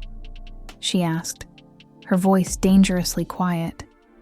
"I'm trying to protect you from consequences that aren't fair, but are definitely real. By making decisions about my life without consulting me?" The accusation was accurate and devastating. "So Min, your family will disown you if you stay with me. Your career will be shaped by controversy rather than professional merit. Is that really what you want?" "What I want is a partner who fights for us when things get difficult, not someone who abandons ship the moment we face real challenges." Her words hit like physical blows, but I was too committed to my course of cowardice to change direction. "I'm being realistic about social forces that are bigger than our individual feelings. You're being a coward who's disguising surrender as protection." The line went dead, leaving me alone with the weight of choices that felt simultaneously necessary and unforgivable. But the real devastation came 3 hours later, when Director Choi called with news that made my stomach turn. "The theater board met this morning," he said, his voice carrying the weight of professional disaster. "They've decided to close the production indefinitely and terminate my contract. Apparently losing our lead actor created liability issues they weren't willing to accept. The revelation that my withdrawal had cost Director Choi his job felt like a knife through my chest. I'm so sorry. Don't apologize, Jae-sung. Understand. Your decision to prioritize safety over authenticity just proved to every progressive director in Seoul that mixed-race actors will abandon challenging work when it becomes personally costly. You've set back authentic representation by years." After he hung up, I realized that my choice to protect everyone had actually destroyed the very thing I'd been trying to protect. The play was closed, Director Choi was unemployed, and other mixed-race performers would face increased skepticism about their commitment to challenging projects. Worse, I demonstrated exactly the kind of unreliability that casting directors used to justify avoiding controversial actors. My attempt to minimize risk had actually confirmed every prejudice about mixed-race performers being too politically complicated to cast in mainstream projects. The irony was perfect and crushing. In choosing safety, I destroyed the credibility I'd spent years building. That afternoon, I drove to my parents' house, carrying the weight of failures I couldn't begin to explain. I found my mother in her garden, tending to plants with the gentle precision that had always calmed my childhood anxieties. "You look terrible," she said without preamble, studying my face with the maternal intensity that could diagnose problems I hadn't even recognized myself. "I ended things with So Min and withdrew from the play," I said, the words feeling like confessions at a tribunal. My mother set down her gardening tools, giving me her complete attention in the way that preceded the most important conversations of my life. Why? The question was simple, but devastating, because I couldn't explain my choices without admitting that I'd let fear overcome every principle I claimed to value. Because the consequences were becoming too dangerous for everyone involved. Dangerous how? The theater was vandalized. Her family threatened to disown her. Industry professionals warned that controversy would limit my career opportunities. The excuses sounded pathetic, even as I spoke them. And you decided that avoiding those consequences was more important than fighting for what you claimed to believe in? The gentle disappointment in her voice was more painful than anger would have been. I was trying to protect people I care about, by abandoning them when they needed your courage most. The accusation settled over me like a truth I couldn't escape. I had abandoned everyone, Director Choi, So Min, other mixed-race performers, and ultimately myself, at the moment when courage mattered most. "What do I do now?" I asked, though I suspected the answer would require more bravery than I possessed. "You decide whether you want to spend the rest of your life wondering what would have happened if you'd been strong enough to fight for what you claimed to love." That evening, I sat alone in my bedroom, surrounded by the silence of bridges I'd burned and opportunities I'd destroyed through cowardice disguised as wisdom. But somewhere in that silence, I began to understand that some mistakes can only be corrected by becoming the person you should have been in the first place. The question was whether it was already too late to salvage anything from the wreckage of my own fear. In the 3 weeks following my spectacular act of cowardice, I wrote 17 letters to So Min that I never sent. They filled a drawer in my desk like evidence of ongoing emotional paralysis, each one an attempt to explain choices that felt more inexplicable with every passing day. Letter number 1. I know you think I abandoned you, but I was trying to protect you from consequences that would have damaged your career permanently. Letter number 7. I've been thinking about what you said about courage, and I realized that I confused fear with wisdom, selfishness with sacrifice. Letter numbered 14. Your family was right about the practical implications of loving someone like me, but they were wrong about whether those implications make our love less valuable. None of the letters felt adequate to explain how someone could claim to love authentically while choosing to live inauthentically, how someone could advocate for courage while demonstrating cowardice, how someone could build a career on not hiding while hiding from the most important relationship of his life. My apartment had become a monument to regression. The MAC compact had returned to its place on my bathroom counter, my morning routine again including the ritual of erasing evidence of my mother's heritage before facing the world. I'd accepted 2 commercial auditions that required me to play the foreign friend. roles that allowed Korean audiences to feel internationally sophisticated while maintaining comfortable distance from actual diversity. The performances were flawless and hollow, my authenticity buried beneath layers of professional accommodation that felt familiar but no longer comfortable. But the real punishment came through the industry's response to my withdrawal from director Choi's play. Word had spread quickly that Kim Jae-sung was unreliable under pressure, willing to abandon challenging projects when they became personally costly. Instead of protecting my career, my choice to prioritize safety had marked me as someone whose courage couldn't be trusted. Casting directors who'd shown interest after my theater performance now avoided my agent's calls. Progressive directors assumed I was more interested in commercial success than artistic integrity. Conservative directors continued to see me as too foreign for authentic Korean roles. I'd managed to alienate everyone simultaneously. The most painful reminder of my failures arrived through entertainment news coverage of director Choi's situation. Unable to find alternative funding after the theater terminated his contract, he'd accepted a position teaching high school drama in Busan, a talented artist exiled from Seoul's theater scene, because he'd trusted me with work that required unwavering commitment. But the coverage that destroyed me emotionally was a follow-up article So-min published about the closure of Mirror's Edge. She never mentioned my name or quoted our private conversations, but her analysis of how promising diverse productions could be shut down through strategic intimidation and performer unreliability was obviously about my betrayal. The piece concluded with a paragraph that felt like a surgical strike against everything I'd claimed to represent. The most effective way to maintain systemic exclusion is to convince marginalized people that fighting for inclusion is too dangerous to be sustainable. When performers from diverse backgrounds withdraw from challenging work at the first sign of resistance, they inadvertently prove that authentic representation is a luxury that can be abandoned when it becomes inconvenient.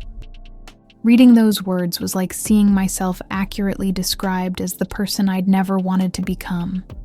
Someone who'd used his marginalized identity to gain attention and opportunities, then abandoned that identity when it required genuine sacrifice. On a rainy Thursday evening, I ran into So-min at Gangnam Station during the evening rush hour. The encounter was inevitable in a city like Seoul, but felt like divine punishment for crimes I was still trying to understand. She looked extraordinary, professional, confident, carrying herself with the poise of someone who'd made difficult choices and learned to live with their consequences. When she saw me, her expression didn't show anger or hurt, just the polite distance reserved for acquaintances whose significance had expired. "Jae-sung," she said, nodding with the courtesy Korean social training required. "So-min, how are you?" "I'm well. I accepted the New York position. I leave next month." The news hit like a physical blow, though I'd known it was inevitable after my decision to end things between us. "That's wonderful. The international experience will be incredible for your career." "Yes, it will be." She paused, studying my face with journalist's objectivity rather than lover's concern. "I heard about your commercial work. You seem to be building the kind of career you always wanted." The observation was technically accurate and emotionally devastating. I was building exactly the career I'd thought I wanted. Safe, commercially viable, and requiring minimal personal risk. "And you're building the kind of career you deserve," I replied, meaning it completely. "I hope so." She adjusted her bag, preparing to leave. "I'm glad you found a path that works for you." The words carried finality that made my chest tight with the understanding that this might be the last conversation we'd ever have. "So-min," I said, though I had no idea what I wanted to say next. She waited with the patience of someone granting a small courtesy to a former acquaintance. "I hope New York brings you everything you're looking for." "Thank you. I hope Seoul does the same for you." After she disappeared into the crowd, I stood alone in the subway station, surrounded by thousands of people living their lives with the kind of routine certainty I'd voluntarily abandoned and been unable to rebuild. That night, I wrote Letter Number 18 to So-min, but this one was different from all the others. I know I don't have the right to ask for forgiveness, and I'm not asking for second chances I don't deserve. I just need you to know that loving you was the most authentic thing I'd ever done, and losing you was the most cowardly. You were right about courage requiring consistent choice rather than single moments of bravery. I chose fear when you needed me to choose love, and I will spend the rest of my life understanding the cost of that choice. For the first time in 3 weeks, I didn't put the letter in the drawer with the others. Instead, I sealed it in an envelope with her name written in careful Korean script, carrying it with me like a confession I might someday have the courage to deliver. But as I fell asleep that night, I realized that courage wasn't something you could save up for future use. It was something you practiced daily or lost permanently. The question was whether I could learn to be brave enough to deserve the love I'd thrown away, even if that love was no longer available to claim. 6 months after destroying everything I claimed to value, I found myself sitting in another sterile audition room, but this time the experience felt different. Instead of hope mixed with anxiety, I carried the hollow competence that comes from performing without purpose, executing skills that no longer connected to genuine ambition. The role was for a television drama about international business. I would play a mixed-race consultant who helps Korean companies navigate global markets. It was exactly the kind of diversity casting that allowed productions to appear progressive while avoiding any meaningful examination of racial dynamics. My character would be successful, well-dressed, and safely exotic without being threatening. Kim Jae-sung.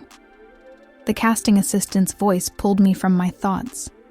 I entered the familiar environment of judgment and evaluation, but instead of my usual careful preparation, I felt detached, as if watching someone else perform the ritual of professional validation. The casting director was someone new to the industry, young enough to represent the supposedly more progressive generation that would finally create opportunities for actors like me. Lee Min-jung studied my headshot with the intense focus that suggested she was looking for something specific.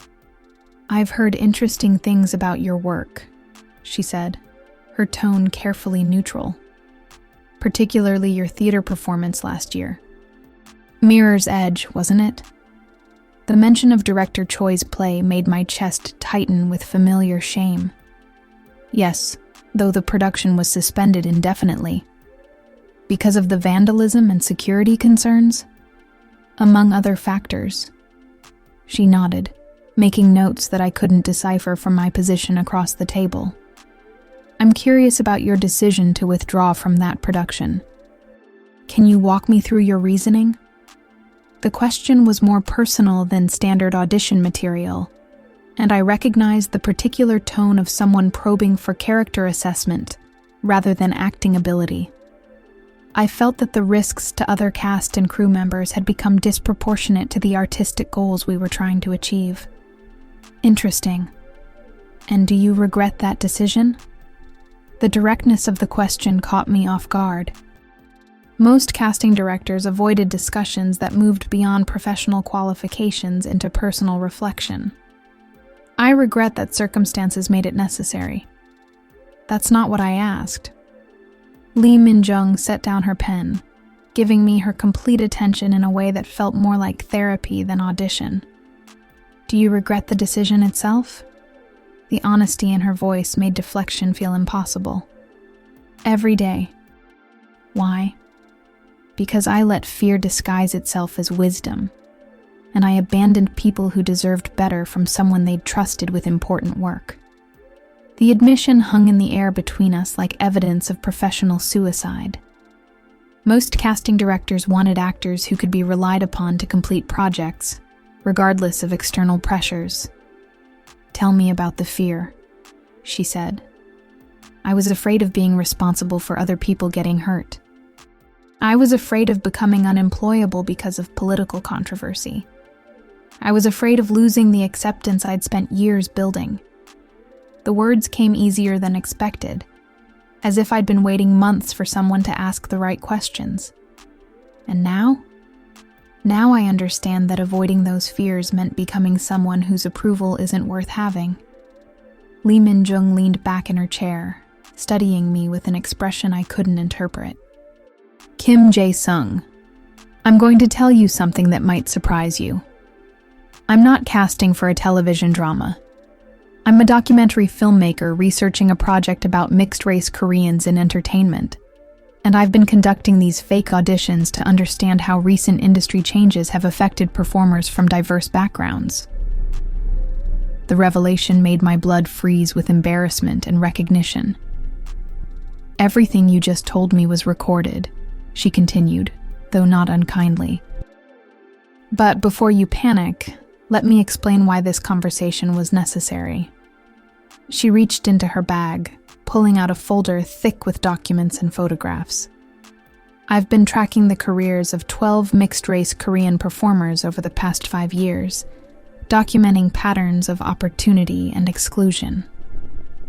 Your story, particularly your choice to withdraw from Mirror's Edge, represents something significant about how systemic pressure operates to maintain the status quo. I stared at her, trying to understand whether I was being studied, exploited, or offered some kind of opportunity. Your withdrawal wasn't unique, Jae-sung. It's part of a pattern where mixed-race performers are encouraged to take on challenging, authentic work, then pressured to abandon that work when it generates controversy. The system creates visibility that feels like progress, then eliminates it when it becomes inconvenient. She opened the folder, revealing photographs and interview transcripts from other performers who'd faced similar pressures. The documentary I'm making is about that pattern. How Korean entertainment creates the appearance of diversity while maintaining structural exclusion through strategic intimidation and performer isolation. Are you asking me to participate? I'm asking if you're ready to tell the complete truth about your experience, including the parts that make you look weak or cowardly or human. The offer was simultaneously appealing and terrifying. Participating in her documentary would mean examining my failures publicly, acknowledging the full extent of my cowardice, and possibly destroying what remained of my commercial viability. But it would also mean finally choosing authenticity over reputation, truth over comfort, courage over safety. What would participation involve? On-camera interviews about your family background, your career strategies, your relationship with identity and belonging. Conversations with your parents about raising a mixed-race child in Seoul. And most importantly, honest discussion about your withdrawal from Mirror's Edge and its consequences for your career and your understanding of yourself. She paused, letting the implications settle. The documentary won't make you look heroic, Jae-sung. It will make you look human. The question is whether you're ready for that level of exposure after spending months hiding from the consequences of previous exposure. I thought about the 17 letters I'd written to So Min and never sent, about Director Choi teaching high school drama in Busan, about the MAC compact sitting on my bathroom counter like evidence of ongoing capitulation to systems that diminished me. If I participate, what happens to my acting career? I don't know, but what's happened to your acting career since you chose safety over authenticity? The question was brutal and accurate. In choosing to protect my career, I'd actually destroyed it, becoming known as someone whose commitment couldn't be trusted under pressure. When do you need an answer? Take the time you need. But understand that this documentary will be made with or without your participation. The question is whether you want your story told by someone who lived it, or interpreted by people who observed it from the outside. Walking home through Seoul's afternoon traffic, I carried Lee Min-jung's offer like another impossible choice between safety and authenticity. between protecting my reputation and reclaiming my integrity. But for the first time in months, the choice felt clear rather than complicated. The question was whether I'd finally learned enough from my mistakes to make different ones. That evening, I called my mother and asked if we could talk, really talk, about choices and consequences, and the cost of courage in ways we'd never attempted before. She agreed to meet me at a traditional tea house in Insadong, neutral territory where difficult conversations could unfold with the gravity they deserved. I arrived to find her already seated, her hands wrapped around a cup of Omija tea, her expression carrying the particular blend of concern and patience that had sustained me through 26 years of complicated identity navigation. "You sounded different on the phone," she said when I sat down across from her. "I feel different. Like I've been sleeping for months and finally woke up to see what I'd destroyed while I was unconscious." She studied my face with the intensity that had always made lying to her impossible. "Tell me about it." I described the fake audition, Lee Min-jung's documentary project, and the choice I was facing between continued invisibility and public examination of my failures. As I spoke, I watched my mother's expression shift from curiosity to understanding, to something that looked like relief. "You're considering participating," she said when I finished. "I'm considering finally telling the truth about who I've been and who I want to become, even if that truth makes you look weak or cowardly. Especially if it makes me look weak or cowardly. Because pretending to be stronger than I am has cost me everything I actually valued." My mother sipped her tea, choosing her words with the deliberation that preceded the most important guidance she'd ever given me. "When I was your age, I made a choice to move to Korea because I believed love could transcend cultural differences. That choice required enormous faith in possibilities I couldn't prove would work out. But it did work out. You and Father built a successful marriage and raised me here. We built a sustainable marriage, Jae-sung. Success is more complicated." She paused, letting the distinction settle. "We learned to navigate social pressure, professional consequences, and ongoing prejudice. But we paid prices for those choices that you never fully understood. The business contracts Father lost? The business contracts, yes, but also the social isolation, the constant vigilance required to protect you from discrimination we couldn't prevent, and the ongoing performance of being grateful for acceptance that should have been automatic." I thought about the parallel between her experience and my relationship with So-min, how both had required choosing love despite social forces designed to make such love unsustainable. "Do you regret the choice?" "I regret that the choice was necessary. I regret that Korean society made our love a political statement, rather than a personal decision. But I don't regret choosing your father, and I don't regret raising you here." She leaned forward, her voice becoming more intimate. "But here's what I want you to understand about courage, baby. It's not a single decision you make once and then live with forever. It's a daily practice of choosing authenticity over comfort, truth over convenience, love over safety. The moment you stop practicing courage, it starts to atrophy.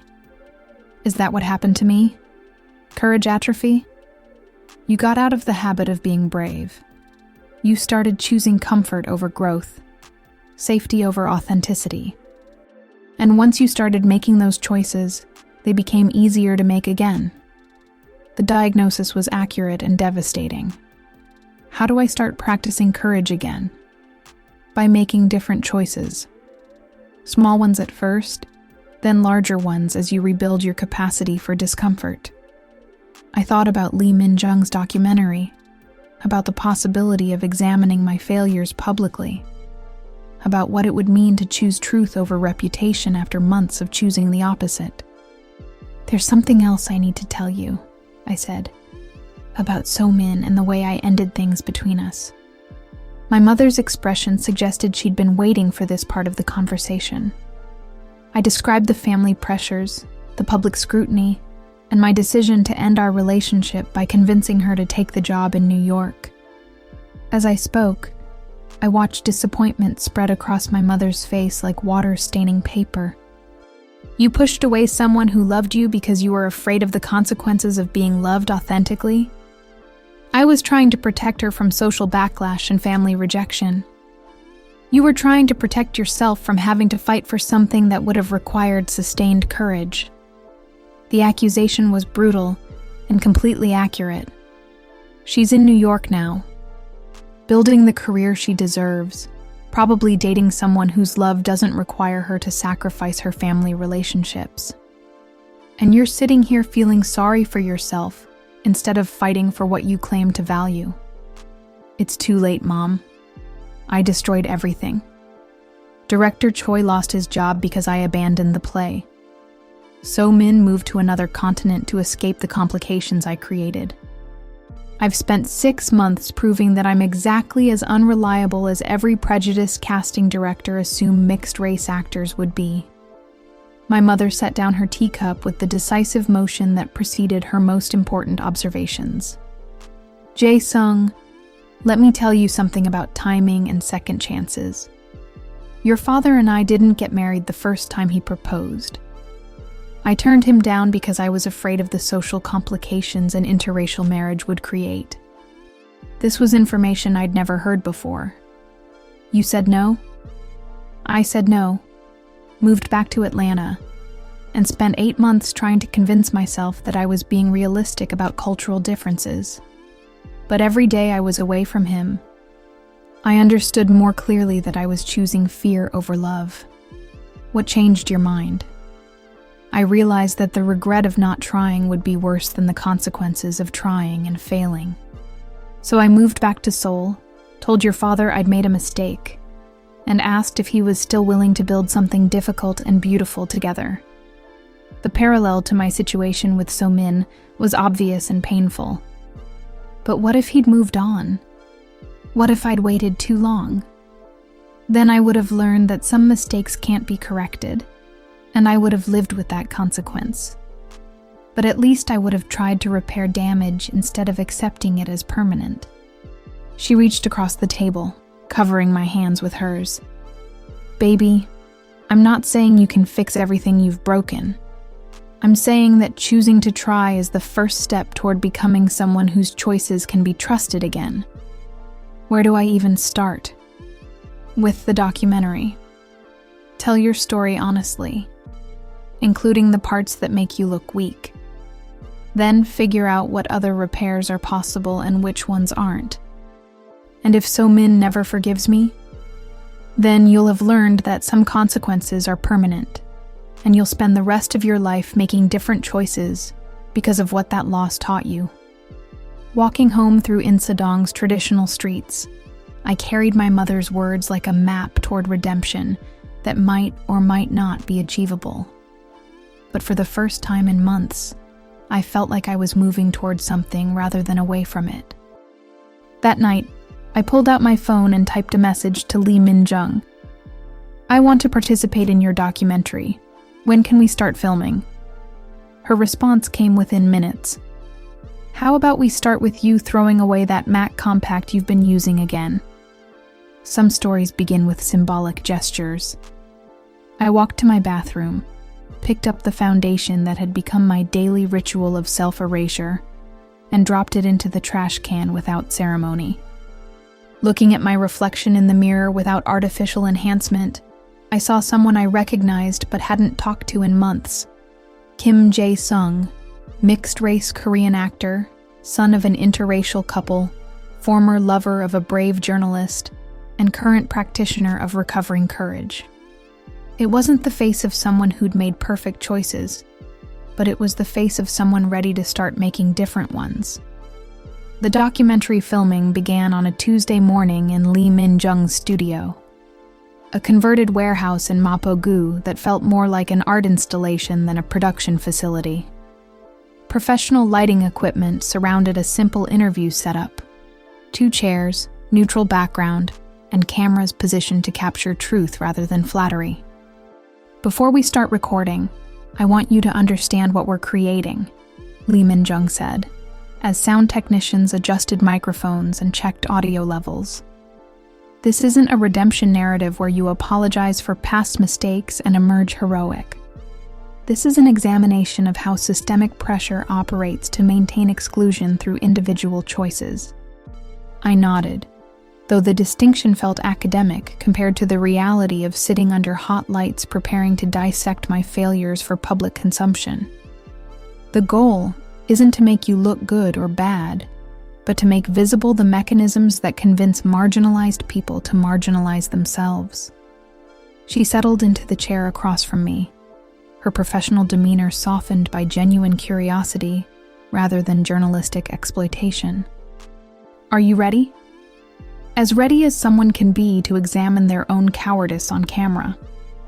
Then let's begin. Tell me about the first time you realized that being mixed race would affect your opportunities in Korean entertainment. The question launched us into territory I'd avoided for months, but speaking the truth felt easier than I'd expected. Maybe because I'd spent so long living with lies that honesty felt like relief rather than exposure. I described the childhood school play where I'd been relegated to foreign merchant roles, the gradual understanding that my appearance would always require explanation, and the decision to begin using makeup to minimize my racial difference. When you started using foundation to lighten your skin tone, how did it feel? Like I was solving a practical problem. If casting directors were more comfortable with actors who looked conventionally Korean, then looking more conventionally Korean seemed like smart career strategy. But that's not what I asked. How did it feel? The persistence in her voice forced me past strategic explanations toward emotional honesty. Like I was erasing my mother from my face every morning. Like I was agreeing that half of who I am was problematic enough to require daily correction. The admission hung in the studio air, recorded permanently now, impossible to retract or soften. And yet you continued the practice for 3 years. Because it worked. I booked more auditions, got taken more seriously, became more acceptably Korean with each application. Until Director Choi offered you a role that required you to appear as yourself. Until I was offered the chance to stop performing acceptability and start performing authenticity. Lee Min-jung leaned forward, her questions becoming more pointed. Tell me about your relationship with Park So-min and how it affected your career decisions. This was the territory I'd been dreading, where personal failure intersected with professional cowardice in ways that revealed the full extent of my character weaknesses.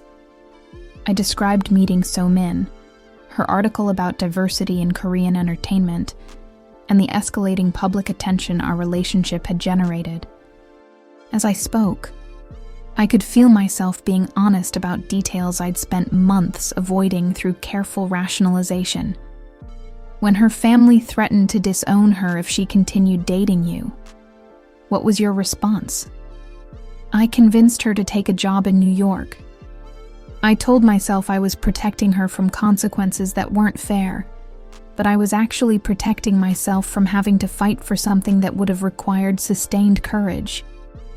And when the theater was vandalized, I withdrew from the production, telling myself I was preventing other people from getting hurt.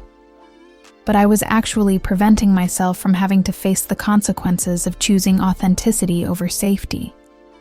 The words felt like surgical instruments cutting away layers of self-deception I'd built up over months of avoiding accountability. So, in both cases, your relationship and your career, you chose protection over authenticity when the stakes became high enough to require real sacrifice. Yes. What did those choices cost you? Everything I actually valued. Director Choi lost his job because I abandoned the production. So-min moved to another continent to escape the complications I'd created instead of resolved. And I became known in the industry as someone whose commitment couldn't be trusted under pressure. The interview continued for 3 hours, covering family history, identity development, and the ongoing challenge of existing authentically in a society that preferred simpler narratives about race and belonging. But the most difficult moment came when Lee Min-jung asked about the letters I'd written to So-min, but never sent. You mentioned writing to her repeatedly after ending the relationship. Why didn't you send those letters? Because they were attempts to make myself feel better about choices I wasn't willing to change. Writing them was easier than doing the work of becoming someone whose choices could be trusted again. Do you still have those letters? I reached into my bag, pulling out the envelope I'd been carrying for weeks. The 18th letter, the one that had been different from all the others. This is the one I was planning to send. But I realized that apologies without changed behavior are just another form of performance. Read it. The request felt like the final exposure, the complete stripping away of privacy that documentary filmmaking demanded. I opened the envelope, unfolding pages covered in my careful handwriting, and began to read the words I'd written during my lowest moment of self-recognition. I know I don't have the right to ask for forgiveness, and I'm not asking for second chances I don't deserve. I just need you to know that loving you was the most authentic thing I'd ever done, and losing you was the most cowardly.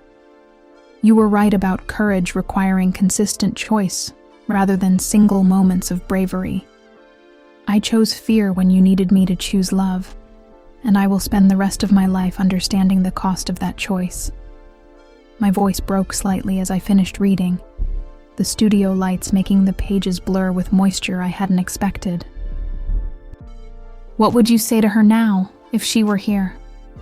The question forced me past prepared apologies toward truth I'd been avoiding for months. I would tell her that she was right about everything, that I wasn't brave enough to fight for us when fighting became necessary, that choosing to love me authentically would have required sacrifices she deserved better than, but that those sacrifices would have been worth making if I'd been strong enough to make them with her. And what would you say to other mixed-race Koreans who are watching this documentary? That authenticity is a daily practice, not a single decision. That courage atrophies when you stop using it. And that the cost of choosing safety over truth is always higher than it appears. After the cameras stopped rolling, Lee Min-jung and I sat in the studio's silence, surrounded by equipment that had just recorded the most honest self-examination I'd ever attempted. "How do you feel?" she asked. Like I just performed surgery on myself in public. Painful, but necessary. The documentary will be ready for screening in 2 months. Are you prepared for the response? I'm prepared for whatever response comes from telling the truth. That's something I should have learned to do years ago. Walking home through Seoul's evening streets, I felt different. Not redeemed, but honest. Not heroic, but authentic. Not perfect, but complete in ways I'd forgotten were possible. The Mac Compact was still in my bathroom trash can, and my reflection in the mirror still showed someone whose features told 2 stories simultaneously. But for the first time in months, those stories felt like chapters in the same book, rather than competing narratives requiring constant reconciliation. I was Kim Jae-sung, mixed-race Korean actor, son of immigrants who'd chosen love over convenience, former lover of a brave journalist, and current practitioner of recovering authenticity. I wasn't half of anything. I was twice as complete as anyone who'd never had to fight for the right to be fully themselves. The question was whether I'd learned that lesson early enough to build something meaningful from the wreckage of my previous choices. If you've ever found yourself choosing safety over authenticity, or comfort over courage, then you understand the weight of second chances. Because what happened next would determine whether redemption is possible for someone who'd failed at the moments when failure mattered most. 6 months after the documentary aired, I stood once again in an audition room, but this time everything was different. The space was the same: sterile white walls, fluorescent lighting, the familiar arrangement of chairs and judgment. But the person sitting across from those casting directors was someone I finally recognized in mirrors. Kim Jae-sung, the casting director said, reviewing my updated portfolio. I have to ask about the documentary. Twice as Complete generated significant discussion about representation in Korean entertainment. I nodded, no longer afraid of conversations about my choices or their consequences. I'm happy to discuss it. Your honesty about using makeup to appear more Korean, about abandoning the theater production, about ending your relationship due to family pressure. Weren't you concerned about how that would affect your career? The question was fair, direct, and no longer terrifying. I was more concerned about what continuing to lie would cost me as a person. Turns out, honesty is less damaging than I'd been taught to believe. What I didn't tell him was about the letter that had arrived 3 weeks after the documentary's premiere. International postmark, familiar handwriting, my name written in the careful Korean script I'd memorized from 18 unsent letters. Jae-sung, I watched your documentary from my apartment in New York. My grandmother called me afterward, the first time we'd spoken since I left Seoul. She said seeing you examine your failures with such honesty had reminded her why she'd once fallen in love with someone Korean society considered unsuitable. She also said she'd been wrong about timing, that some love stories don't follow conventional schedules, and that courage can be learned even after it's been lost. I'm not saying this to give you false hope about us. Too much has changed for simple reconciliation. But I wanted you to know that watching you choose truth over reputation made me proud of the person I fell in love with, even if I couldn't stay in love with the person you became. I'll be returning to Seoul next month to cover the presidential election for the Herald. Perhaps we could have coffee, as friends who once helped each other learn what authentic courage looks like. So Min. The audition continued, but my mind kept returning to that letter, to the possibility of second chances that didn't erase past failures, but built something new from their lessons. The role we're casting, the casting director continued, is for a mixed-race Korean journalist covering social change in contemporary Seoul. The character needs to be someone audiences trust to tell difficult truths about identity and belonging. I smiled, understanding for the first time how my biggest failure had prepared me for my most important work. I think I understand that character's story, I said. Walking home through Seoul's familiar streets, I passed the theater where director Choi's play had been canceled. A new production was advertised, another story about identity and belonging, featuring a cast that looked like Korea's actual diversity rather than its imagined homogeneity. Progress was slower than I'd hoped, but faster than I'd feared. That evening, I sat in my apartment without MAC foundation, without carefully managed lighting, without the performance of acceptability that had defined my adult life. In the bathroom mirror, I saw someone whose features told two stories simultaneously: Korean and African American, immigrant son and Seoul native, failed lover, and recovering human being.